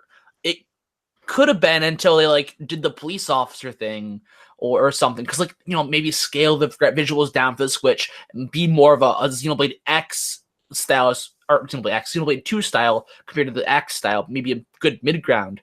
And then I'm like, no, this is not anything. It does give me those Xenoblade vibes to like the combat, how it could work. We have your player character and just a mech or whatever that's changed to you, which even though I don't know exactly how it'll play, it looks like it'd be really, really fun, and I like that.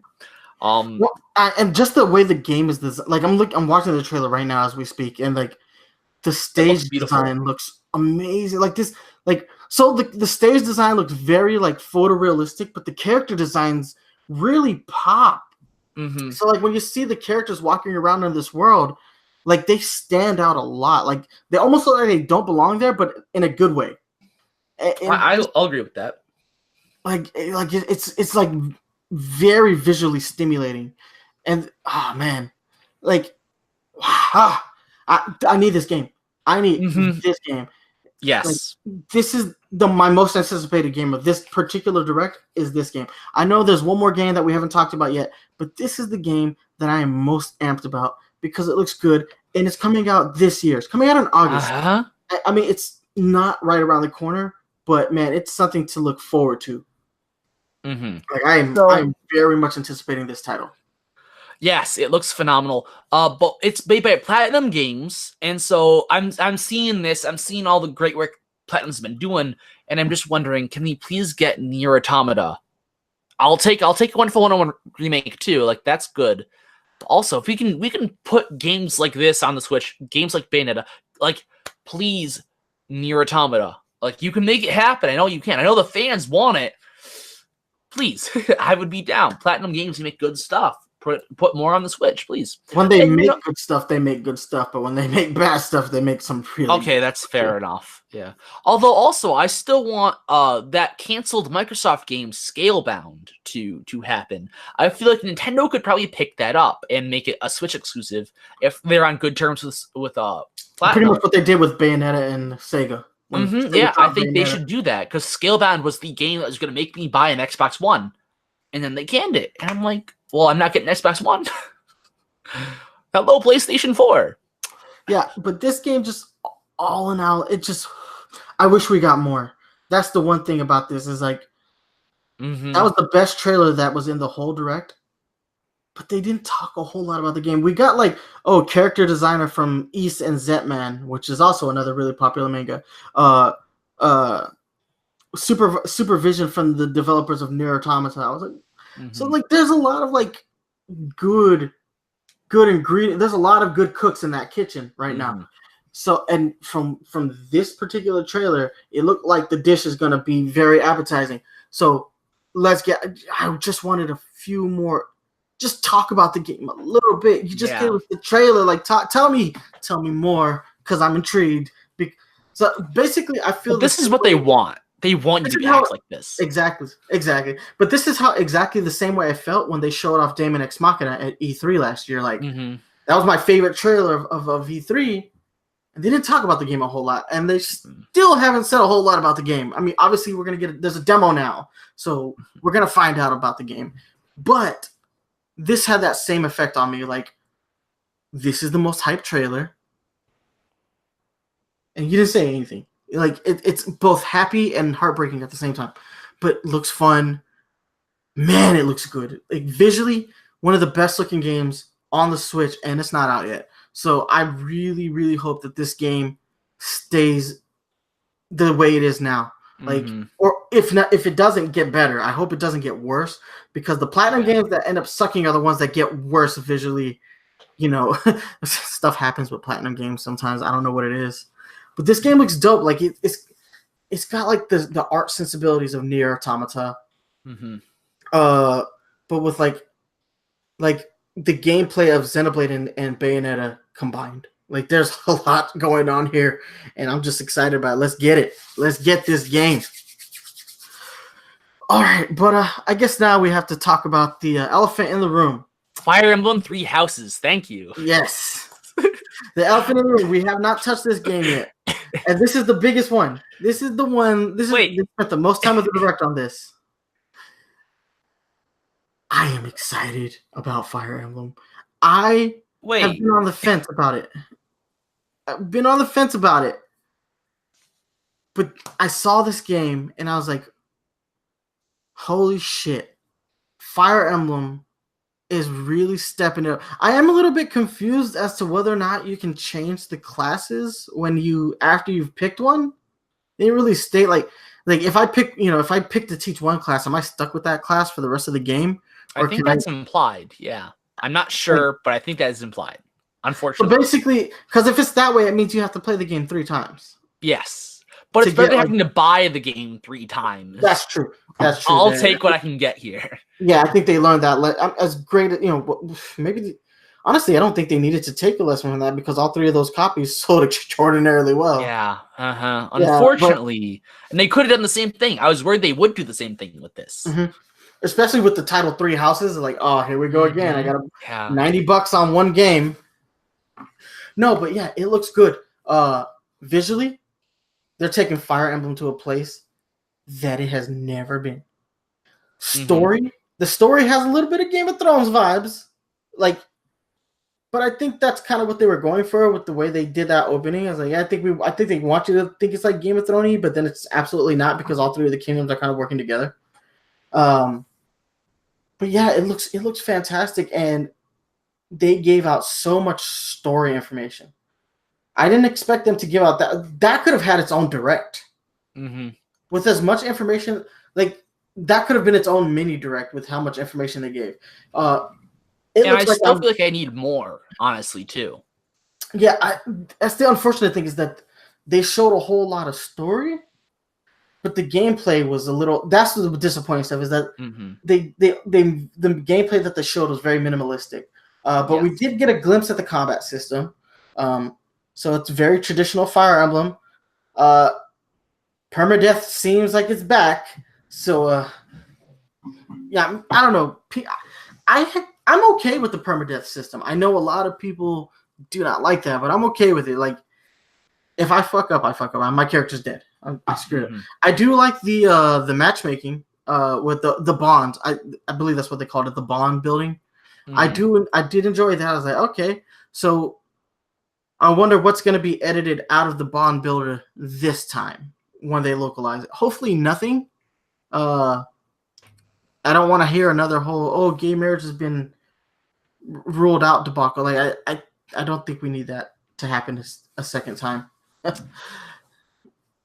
I mean, so my initial thoughts were, this is Fire Emblem Hogwarts is what I was thinking, because you have but instead of like being Harry Potter, I'm not a Harry Potter fan. I'm not a Harry Potter fan, but when I was watching that, I was thinking about Yu-Gi-Oh! GX.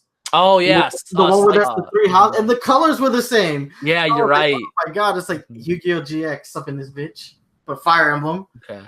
Still, I thought the game looked good. But go ahead, continue with your thoughts. But the odd thing I really felt in that was that you are not a student at the school is it Jared? No, not Jared. Jaden, yes, thank you. Jaden or Harry Potter. You're not the hero that goes to the school as a student. You're the teacher teaching the heroes. And I thought that was super duper cool. And not only does that give me sort of the Hogwarts vibes, but it gives me a bit of Persona vibes too, where you're in a that. school setting as opposed to a battlefield or a castle. You're in a school and you're teaching people, and the way you manage your forces is you teach them things. You teach them lesson plans, and that teaches them skills, and you work with them to improve their grades, and they will pass courses and tests. And it's very Persona in that you have the school that factors into everything pretty much. And I thought that was super duper cool. Really good way to manage everything. It's also kind of different, but I don't dislike it. Yeah, it is very different for a Fire Emblem game. It's almost like going against the grain entirely. Like you're just like, I don't know. It's weird because like you come off of what was it? Oh my god, was it Echoes? Yeah, Echoes Shadows of Valencia, right? Yeah, yeah. You come off of Echoes, which is a fantastic game in its own right, because that's technically the last like real Fire Emblem game that we got, other than Warriors. Yes. Yeah, and then you come into this game and you're like, they're so diametrically opposed from one another. But that's not. It just shows you like that franchise has found a way to evolve itself in the most distinctive ways. I would never have expected it to be like this way, especially like the name Three Houses. Just off the title, I almost thought that this was going to be another one of those things where in the previous like mainline Fire Emblem game, like you had the three kingdoms opposing each other. They're working together. Yeah, I was expecting these kingdoms to just go. When they announced that, oh yeah, they're going to go all out against each other, only to find out that there's actually like a fourth faction, and like this fourth faction is like big enough that it actually draws the other three's attention to the point where like, hey, we have to kind of work together. And I wonder how that's going to work, because with you only controlling one house, specifically, like I said, I believe it's like you said, it's implied that the house you pick is the house you're stuck with throughout the remainder of the game. I wonder what the interactions are going to be like between the houses that you don't pick as your course, as your students. So that's going to be really interesting. And I have not known a Fire Emblem game to have this much replayability. I mean, they technically had to split the last game into 3 parts, but it was the same game, just different. Yeah, exactly. So I wonder how different each house's story is really going to be. That's the thing that's a little bit worrisome for me. Is are we going to see the same game kind of spewed out with different characters? Are they going to act fundamentally the same way if you go back and replay their other stories?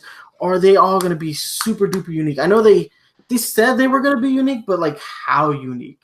Like how much different is it really going to be?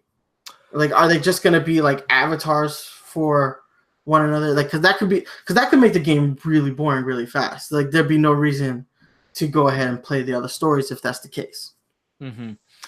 I mean, that's kind of a worry for me too, but just the way they've really set it up, I have confidence that it will be, at the very least, enough that we want to play it again a second time, if not the third time.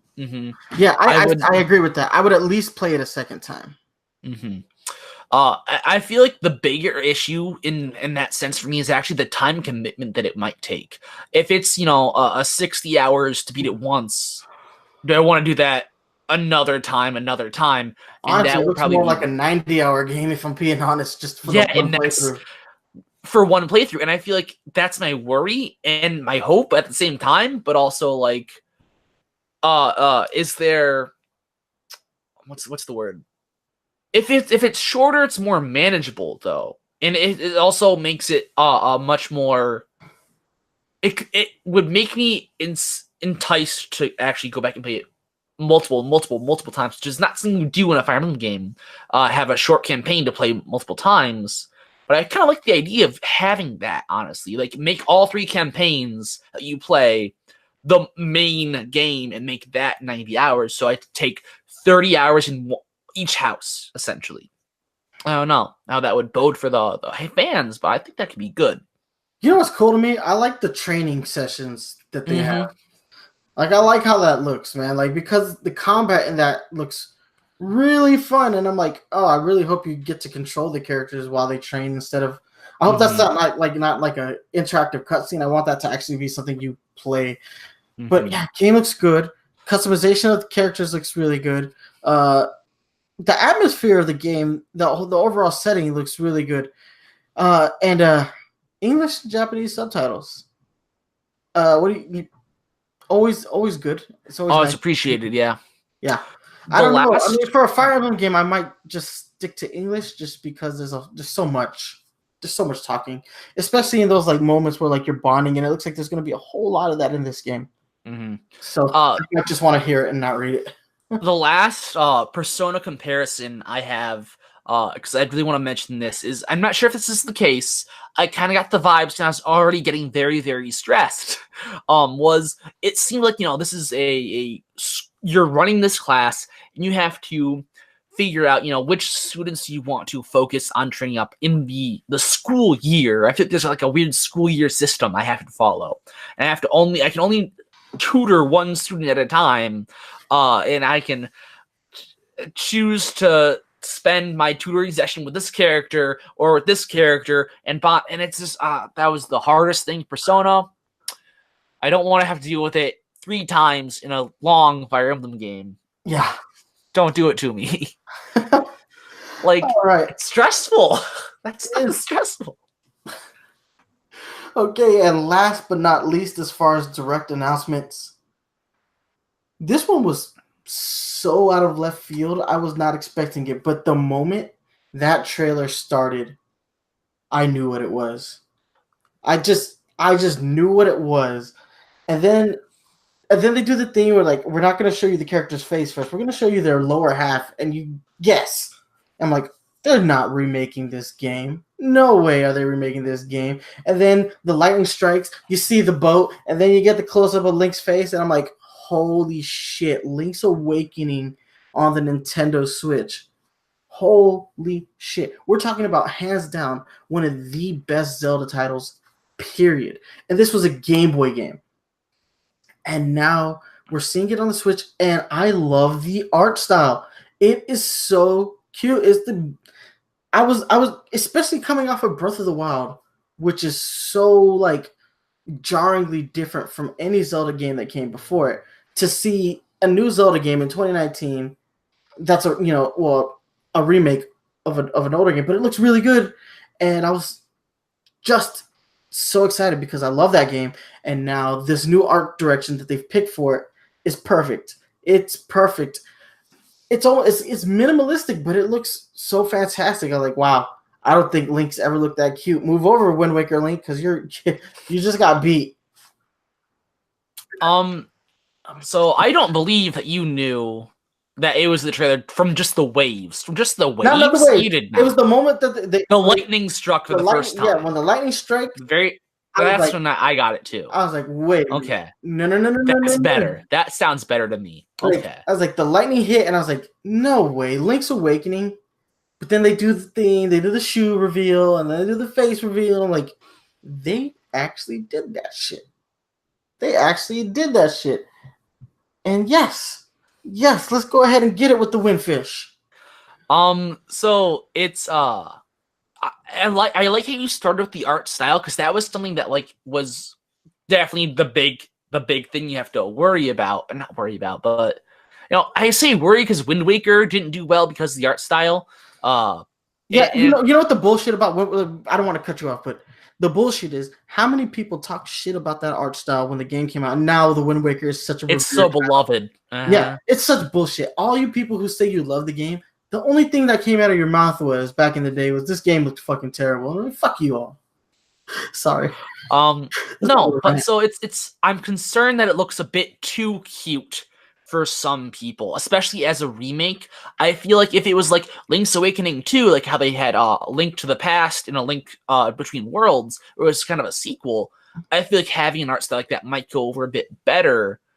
But having this director's port and a cutesy art style might not go over too well with some fans, which it looks great. I like it. My big complaint is just that I feel like there's not enough on screen. If that makes, I'm not sure. I think it's the best way to word it, but I feel like there could be either more detail or more. Well, you can tell that it's very grid based. I mean, as a top-down Zelda sort of should be, honestly, but yeah.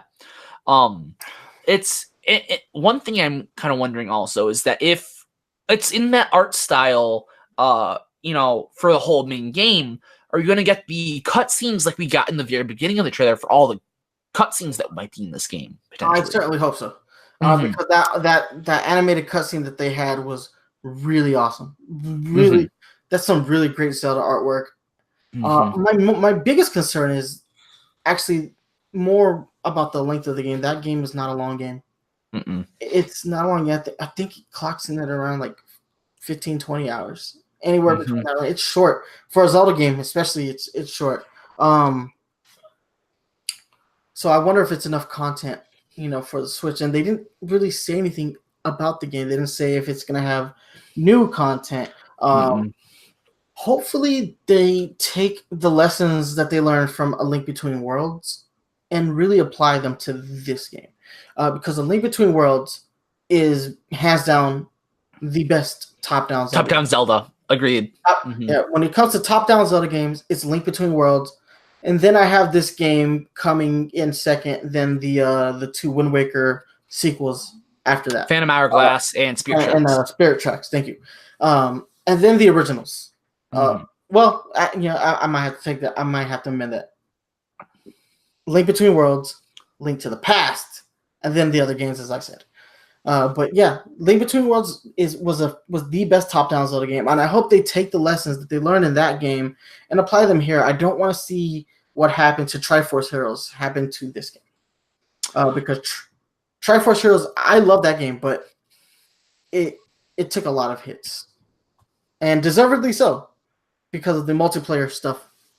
But yeah, I really want to see this game succeed, and it's such a good Zelda game.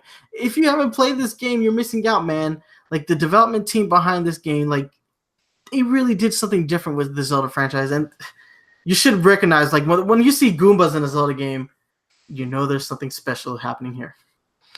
So I did not play originally on the Game Boy. On my Game Boy, I didn't really play like any Zeldas, I don't think. I played Mario, Pokemon, and Metroid primarily, honestly, on Game Boy.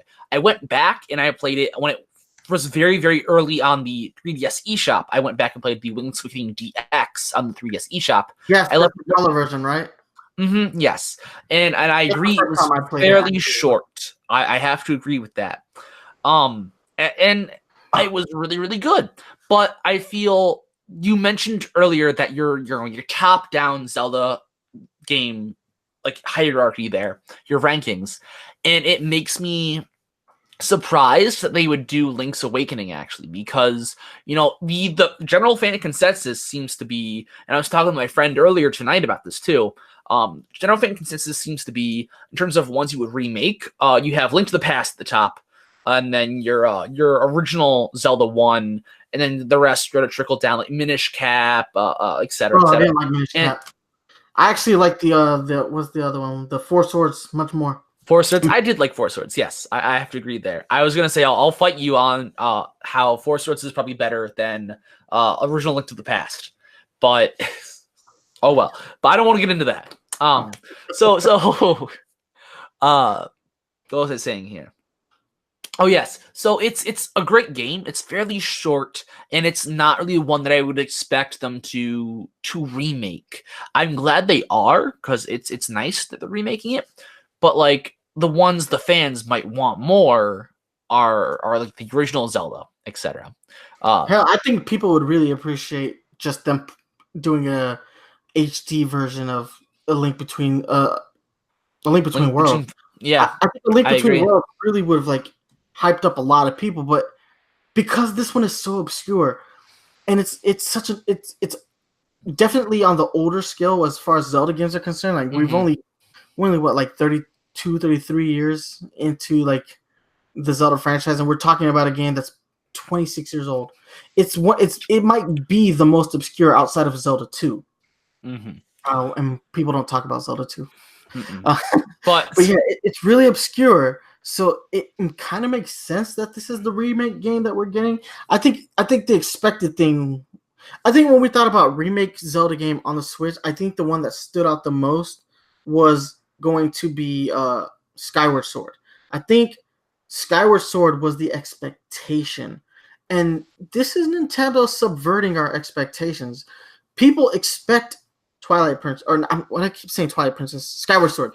People expect Skyward Sword, so we're going to give them something way out in left field. Like, they might as well have just remade Oracles of Ages and Oracles of Seasons, because this is so obscure in like the Zelda hierarchy of games. But it is up there with one of like if you're a fan of Zelda, this is up there. It should be near your top as far as top-down Zelda games are concerned. The only games that should come ahead of it are console experiences. And Link's crossbow training. Oh god.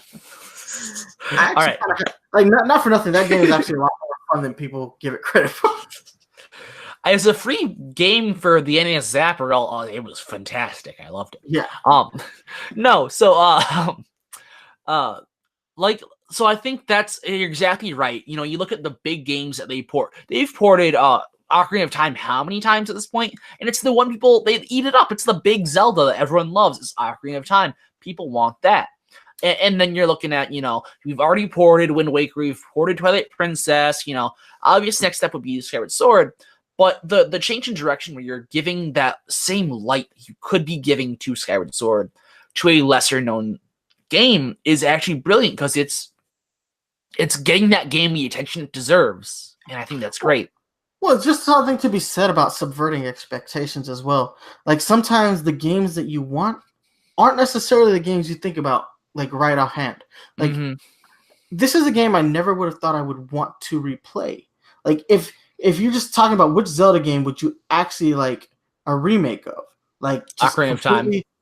No, I'm not going to say Ocarina. Top down, Link to the Past. Like, I would, if you're asking me personally, I want an HD Majora's Mask. Personally, okay. I want an HD Majora's Mask. I want like a full-on Breath of the Wild like engine version of Majora's Mask. Mask. Okay. Personally, one of my favorite Zelda games in the franchise, but like this game, I wouldn't pick it off the top. Is what I'm basically boiling my point down to, is I wouldn't have picked this game. But you put it in front of me and you make it look good. You open it with a really nice trailer, and as a Zelda fan, I'm like, holy shit, that is a good game. It really is, and you forget that, like, it's easy for that game to get lost in the shuffle of bigger Zelda games. But when it comes down to it, it really is a good game. And then you subverted my expectations because I didn't think I wanted it, but now that I see it, I'm like, yeah, can I have it tomorrow? That's where I'm at right now. Can I actually like wake up in the morning and be playing this game? No, because they're not giving us a release date. But if like I'm amped for the game, I'm right there with it. Like, I'm ready for this game to come out. Let's make it happen. I mean, so to address the shortness of the game real quick, I'm curious to see if they might add like some kind of second campaign, similar to maybe like the Mario Luigi saga, where they had like a villains campaign, etc. I don't know exactly how that would work, since I don't know if I can say the what the game really is, spoiler. As well as potentially what I might like more is bundle in a kind of new version of Triforce Heroes and/or Four Swords into this, a second campaign that's a multiplayer campaign, essentially. That's plays such as Four Swords or Triforce Heroes might be cool as well. It would actually kind of be cool to have like them add a dark world to the game, like they did with Link Between Worlds, like that dark Hyrule. Going back to the spoilers of what the game is, though. I mean, it is a dream, yeah. Oh, so you're just gonna say it? Okay, cool. Yeah, straight up, man. This game is 26 years old. If you okay, 26 years old, you can't spoil a warning a 26-year-old game. The game is essentially a dream. Yes, it is all Link's dream. Okay, boom. It's set. So I'm not sure how they could really do these other things, Dark World in Link's Dream, and or other characters' campaigns in Link's Dream, or 4 Links in Link's Dream. I mean, it's a dream. Anything can happen. It was a dream in school. But exactly. I've dreamt of 2. I don't know. But I think multiple campaign, like a second campaign, could be cool. I don't know. That'd be my sort of take on that. I'm just like really on board with this art direction though. Like, they have so many different top-down art styles. Like, we have that Wind Waker top-down art style. We have the art style that they use for Link Between Worlds. And now we have this. Yeah, and it would have been really easy for them to use one of the pre-existing art styles. Like, this game isn't graphically intensive as like they're not trying to push the graphics, engine on this particular game. So it would have been really easy for them to just take the existing assets and just rebuild, the game world. But they're like, no, let's do it. Let's do it right. Let's build a new art engine for this game, and it's so damn cute. Like, it doesn't look that cute, but it does, which I guess really helps. That, like, when it comes down to like that cute art style, really helps the fact when you know that this game is a dream. Link's a dream.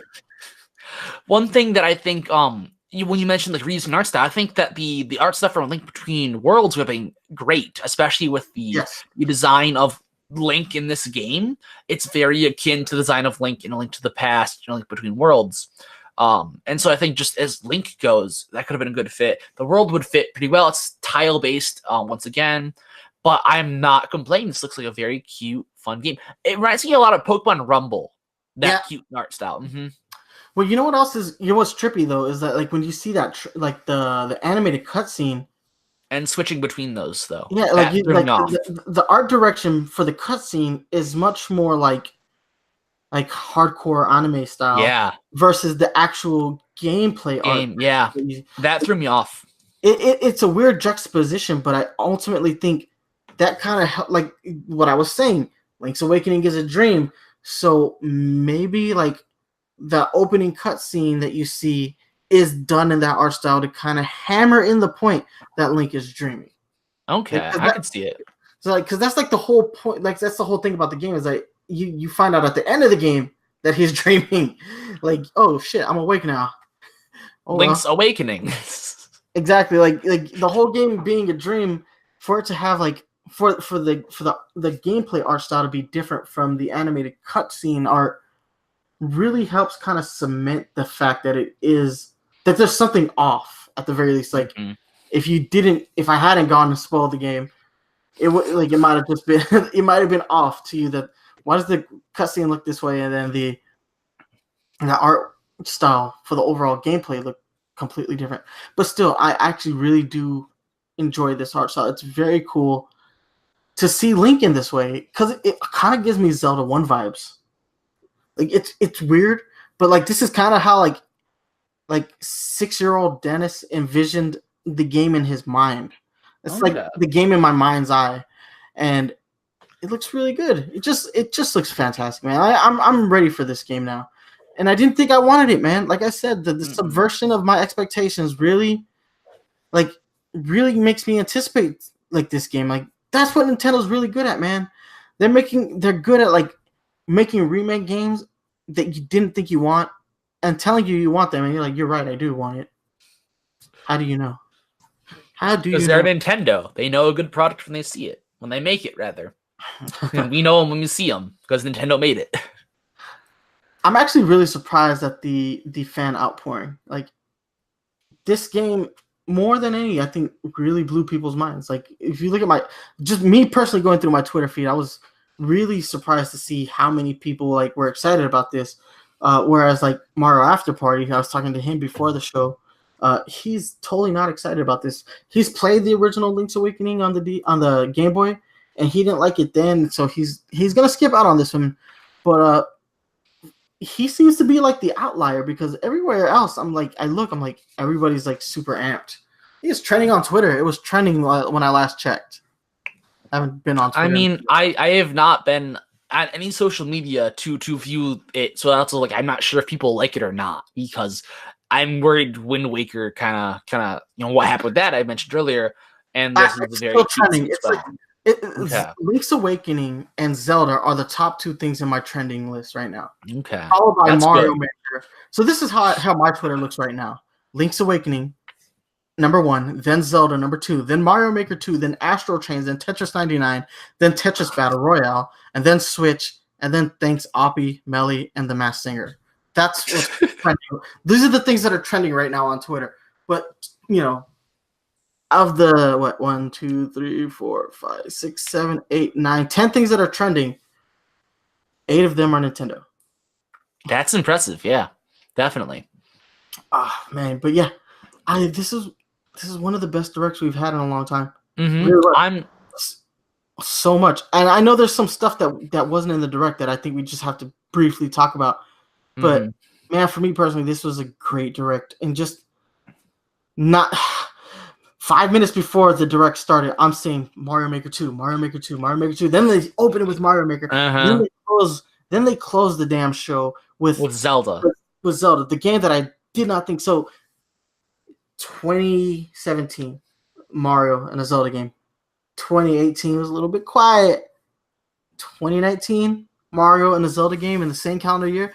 And yeah, maybe they're not as big as the previous 2 Mario and Zelda games, but they're still fantastic looking Mario and Zelda games. Yes, let's get it, man.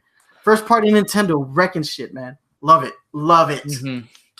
And I like how you mentioned that this is a fantastic direct, and also that you mentioned we are missing things, because it was a great direct, even though we were missing these things. And I was not anticipating to be able to pull this off without a lot of these hot titles that a lot of fans were expecting or anticipating. Do we want to get into that now, or talk about them real quick? Yes. We're going super long, but yeah, let's briefly mention them. So, what's missing? Animal Crossing, Bayonetta 3, Pokemon. Yeah, especially Pokemon. You have to think, especially with this week, the significance of this week, and they're Pokemon. Yes, it's Pokemon Day. Yes. Yesterday was Pokemon Day, but the Pokemon anniversary. They're doing a whole week-long celebration of Pokemon, and we got no Pokemon Direct announcement. We got no Pokemon Direct information today, so we didn't get Pokemon. We didn't get Bayonetta. We know what's going on with Metroid, so that's not so important. But we didn't get Animal Crossing or Pikmin. I think Animal Crossing is the more anticipated game, and I think it's insane that they didn't even show a screenshot. They didn't even say, "Hey, we're just." Not even a release date. No Animal Crossing whatsoever. I know there's got to be a contingency of people who are like, what the fuck, Nintendo? What the absolute fuck? They're like, it's like Nintendo said, we're going to show you this so that you don't think about that. Zelda. It was weird that Animal Crossing wasn't there, because it's not like we didn't know about it, but it kind of makes me worry about the release schedule for Animal Crossing. Like, the way it seems right now, if it does come out calendar this year, it's looking like the December game at this rate. Yeah, I was going to say, I think we're going to have to see a more later holiday release for Animal Crossing than my anticipated summer release. But also, I want to briefly talk about release dates just in general. We got a lot of release dates, a lot of things. We also didn't get Luigi's Mansion. We did not see Luigi's Mansion. But going back to release dates, we got our delay on Fire Emblem 3 Houses. But we also got a new date just confirmed. It's not like tentative, this is a date. This is the day it's actually coming. And I like that, especially coming off of the transparency of Metroid Prime 4, instead of just having there's no actual any window, honestly, for that at this point. And so to just say Fire Emblem was being delayed until this time-ish, I would have been kind of heartbroken to see not only Metroid but also Fire Emblem be delayed like that. I mean, it's not as bad as Metroid Prime 4, but I would have been upset. But they gave us the date that is the new date, and I'm happy about that. Yeah. No, this direct was good, but I don't know. Maybe it's because the games that they showed, for the most part, got me really excited. That I didn't really think about the glaring omissions until a few hours later. I agree. I didn't think about Animal Crossing. I didn't think about Luigi's Mansion. I didn't think about Pokemon. Pokemon really slipped my mind. Maybe it's because Pokemon Let's Go was still really fresh for me that I just didn't think about it. But it wasn't my early predictions. It was when before this direct happened, I had a list in my mind of things that I thought would be guaranteed to be shown during this direct. I was like, oh yeah, we're definitely going to see Luigi's Mansion. We're definitely going to see Yoshi. We're definitely going to see Animal Crossing. These are things that I thought were guaranteed to be shown. Today. We got none of those. And It's weird, but and Bayonetta, like we got confirmation that today that they're it's still happening. Yeah, but like, hey, that's it. It makes me wonder if Platinum might be stretching themselves a little thin with the Astral Chains game. Maybe Astral Chains is more of a priority than Bayonetta right now.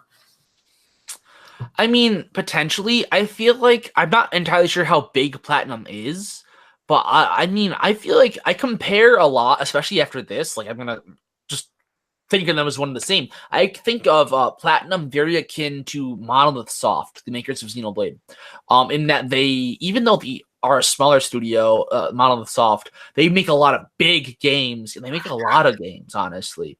And we also don't have any new Monolith Soft game announced either.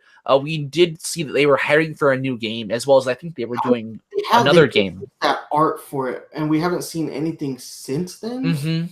which I'm fine with because, like, yes, take your time, because if you can make a franchise as strong as Xenoblade has become, then I'm willing to accept silence. That's the thing. Agreed. As a longtime Nintendo fan, I've learned that sometimes you just have to accept silence as a good thing.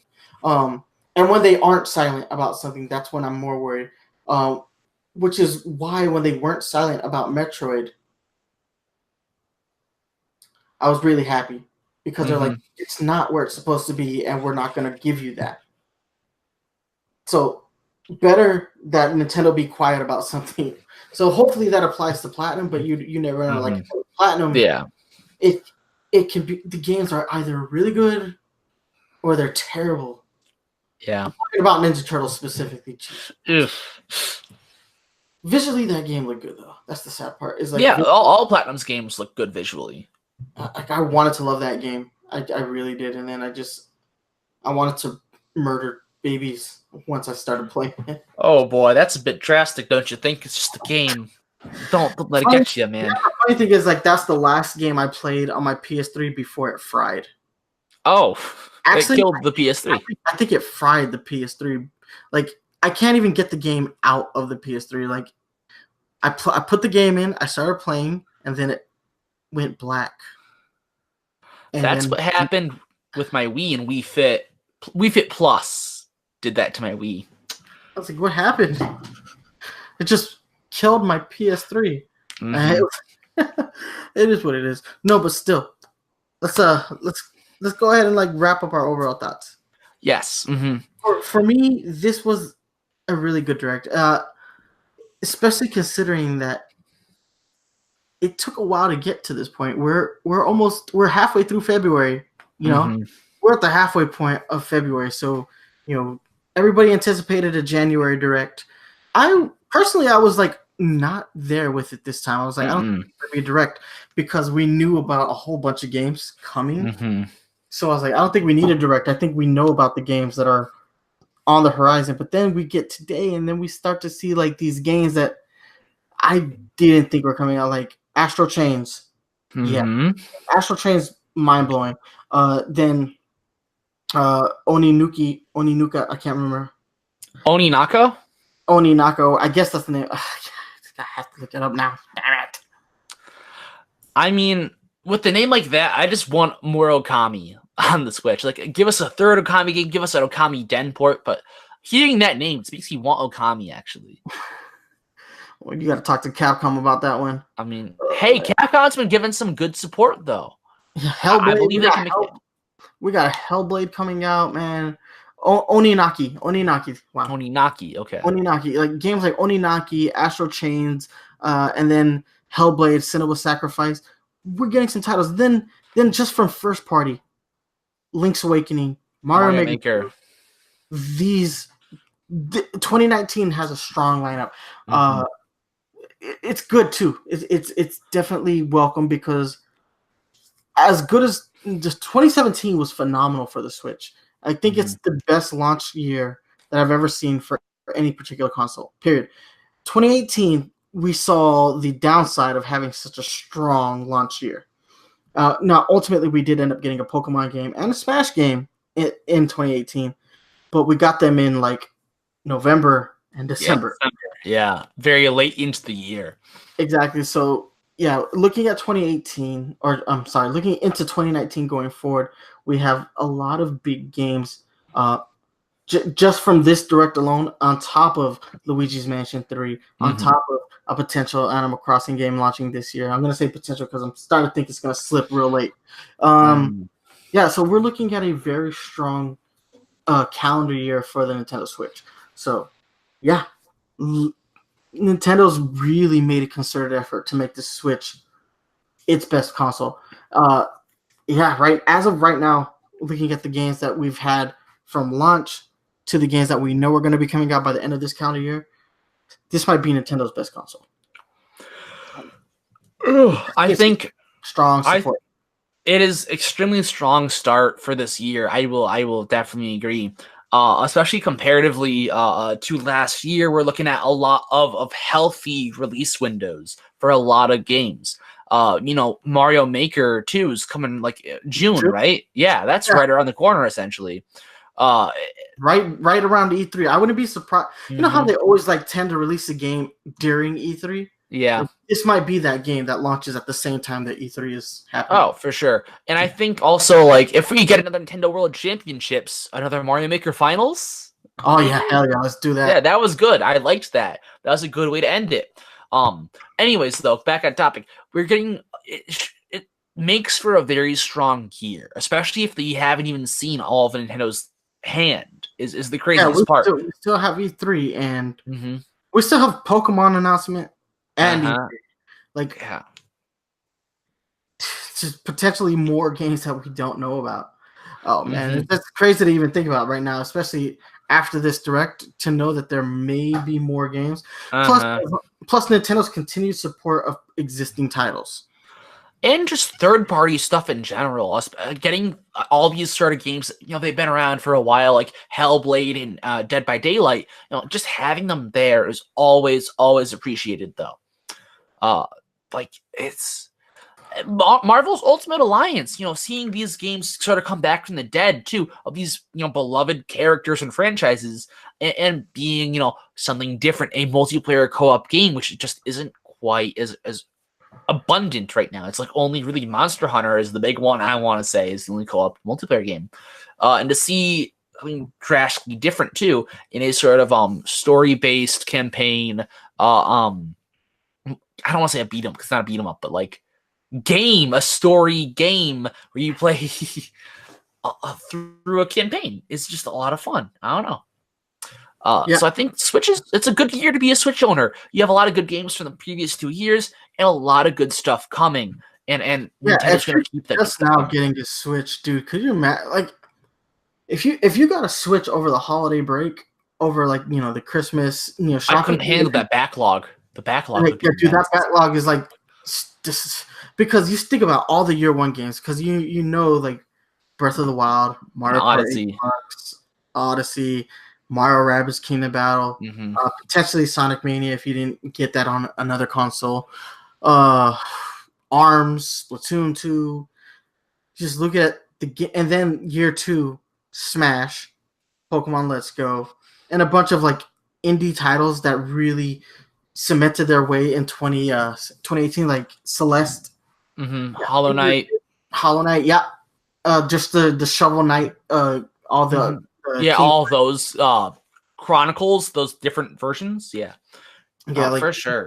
You're looking at a very big backlog of games. There's no way.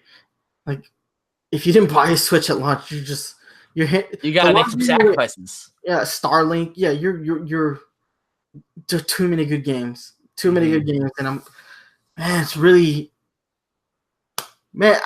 really happy to be a Nintendo fanboy at this moment because it was so hard during the Wii U era. It was. I started this show during the Wii U era. Yeah, during the Wii U era, and it was hard, man. It was hard, especially reporting on news when there's not much. Yeah. Oh, dude, that's why the show was a lot more discussion based than or topic formatted. We picked topics and we focused a lot on Nintendo's history, and because of the shift in how Nintendo handles things now, there's not time for that. yeah, we don't get to do a whole lot of topic driven episodes. Like obviously I do want to go back to that format, in the near future, because some of my favorite episodes explore, topics like the history of a franchise or the history of a console. Those are some of my favorite episodes to do. The problem is like right now it's like we're not in that state of mind can't be. I can't have that state of mind right now. I have to be focused on like what's happening constantly. But I promise you, we will get back to those more topic-driven episodes. But yeah, for me, strong direct. But anyway, guys, we've been going on for a while. I'm gonna have to split this episode up because it's good and long. That's fine with me. We did that with no commercial breaks today either. So we were just knocking through this direct. But I always expect Nintendo Directs and E3 episodes to be longer because Nintendo typically likes to throw a crap ton of games out all at once. So yeah. But anyway, guys, we gotta let you go. But before we do, we gotta hit you up with these social media links. You can hit me up on Twitter at NyceOne983. You can hit me up by email NyceOne93@gmail.com. You can check us out on Facebook, facebook.com/Nintendo Power Zone. If you're a fan of this podcast, you can always download new episodes on iTunes, Google Play Music, stream new episodes on Stitcher Radio. But if you want to watch us live like you're doing right now, you can catch us right here on YouTube, youtube.com/Nintendo Power Zone. Blooz, how can they hit you up, brother? As always, on Twitter at VKingBlooz. Blooz is always spelled BLOOZ. Same thing with YouTube and Twitter, or YouTube and Twitch. And one last thing I'd like to mention, for the next episode of Super Nerds, I did not get my guest star, my interviewee, to respond back, unfortunately. So that's going to be canon. I'll look for another Super Nerd. But I want to give him a shout out. He makes a lot of great work. So it's he has an Instagram page at DanELink1, DANILINK. And he makes a lot of good props, I guess is the word. He makes like stages for Super Smash Bros, like dioramas for his amiibo, a lot of cool like sculpture, fan art, etc. And go check him out. He's a lot of great, amazing work. Unfortunately, I did not get an interview with him, but I will keep the series going on that regard too. Yeah. Awesome. So I actually look forward to the next episode of Super Nerds. But anyway, guys, it's late.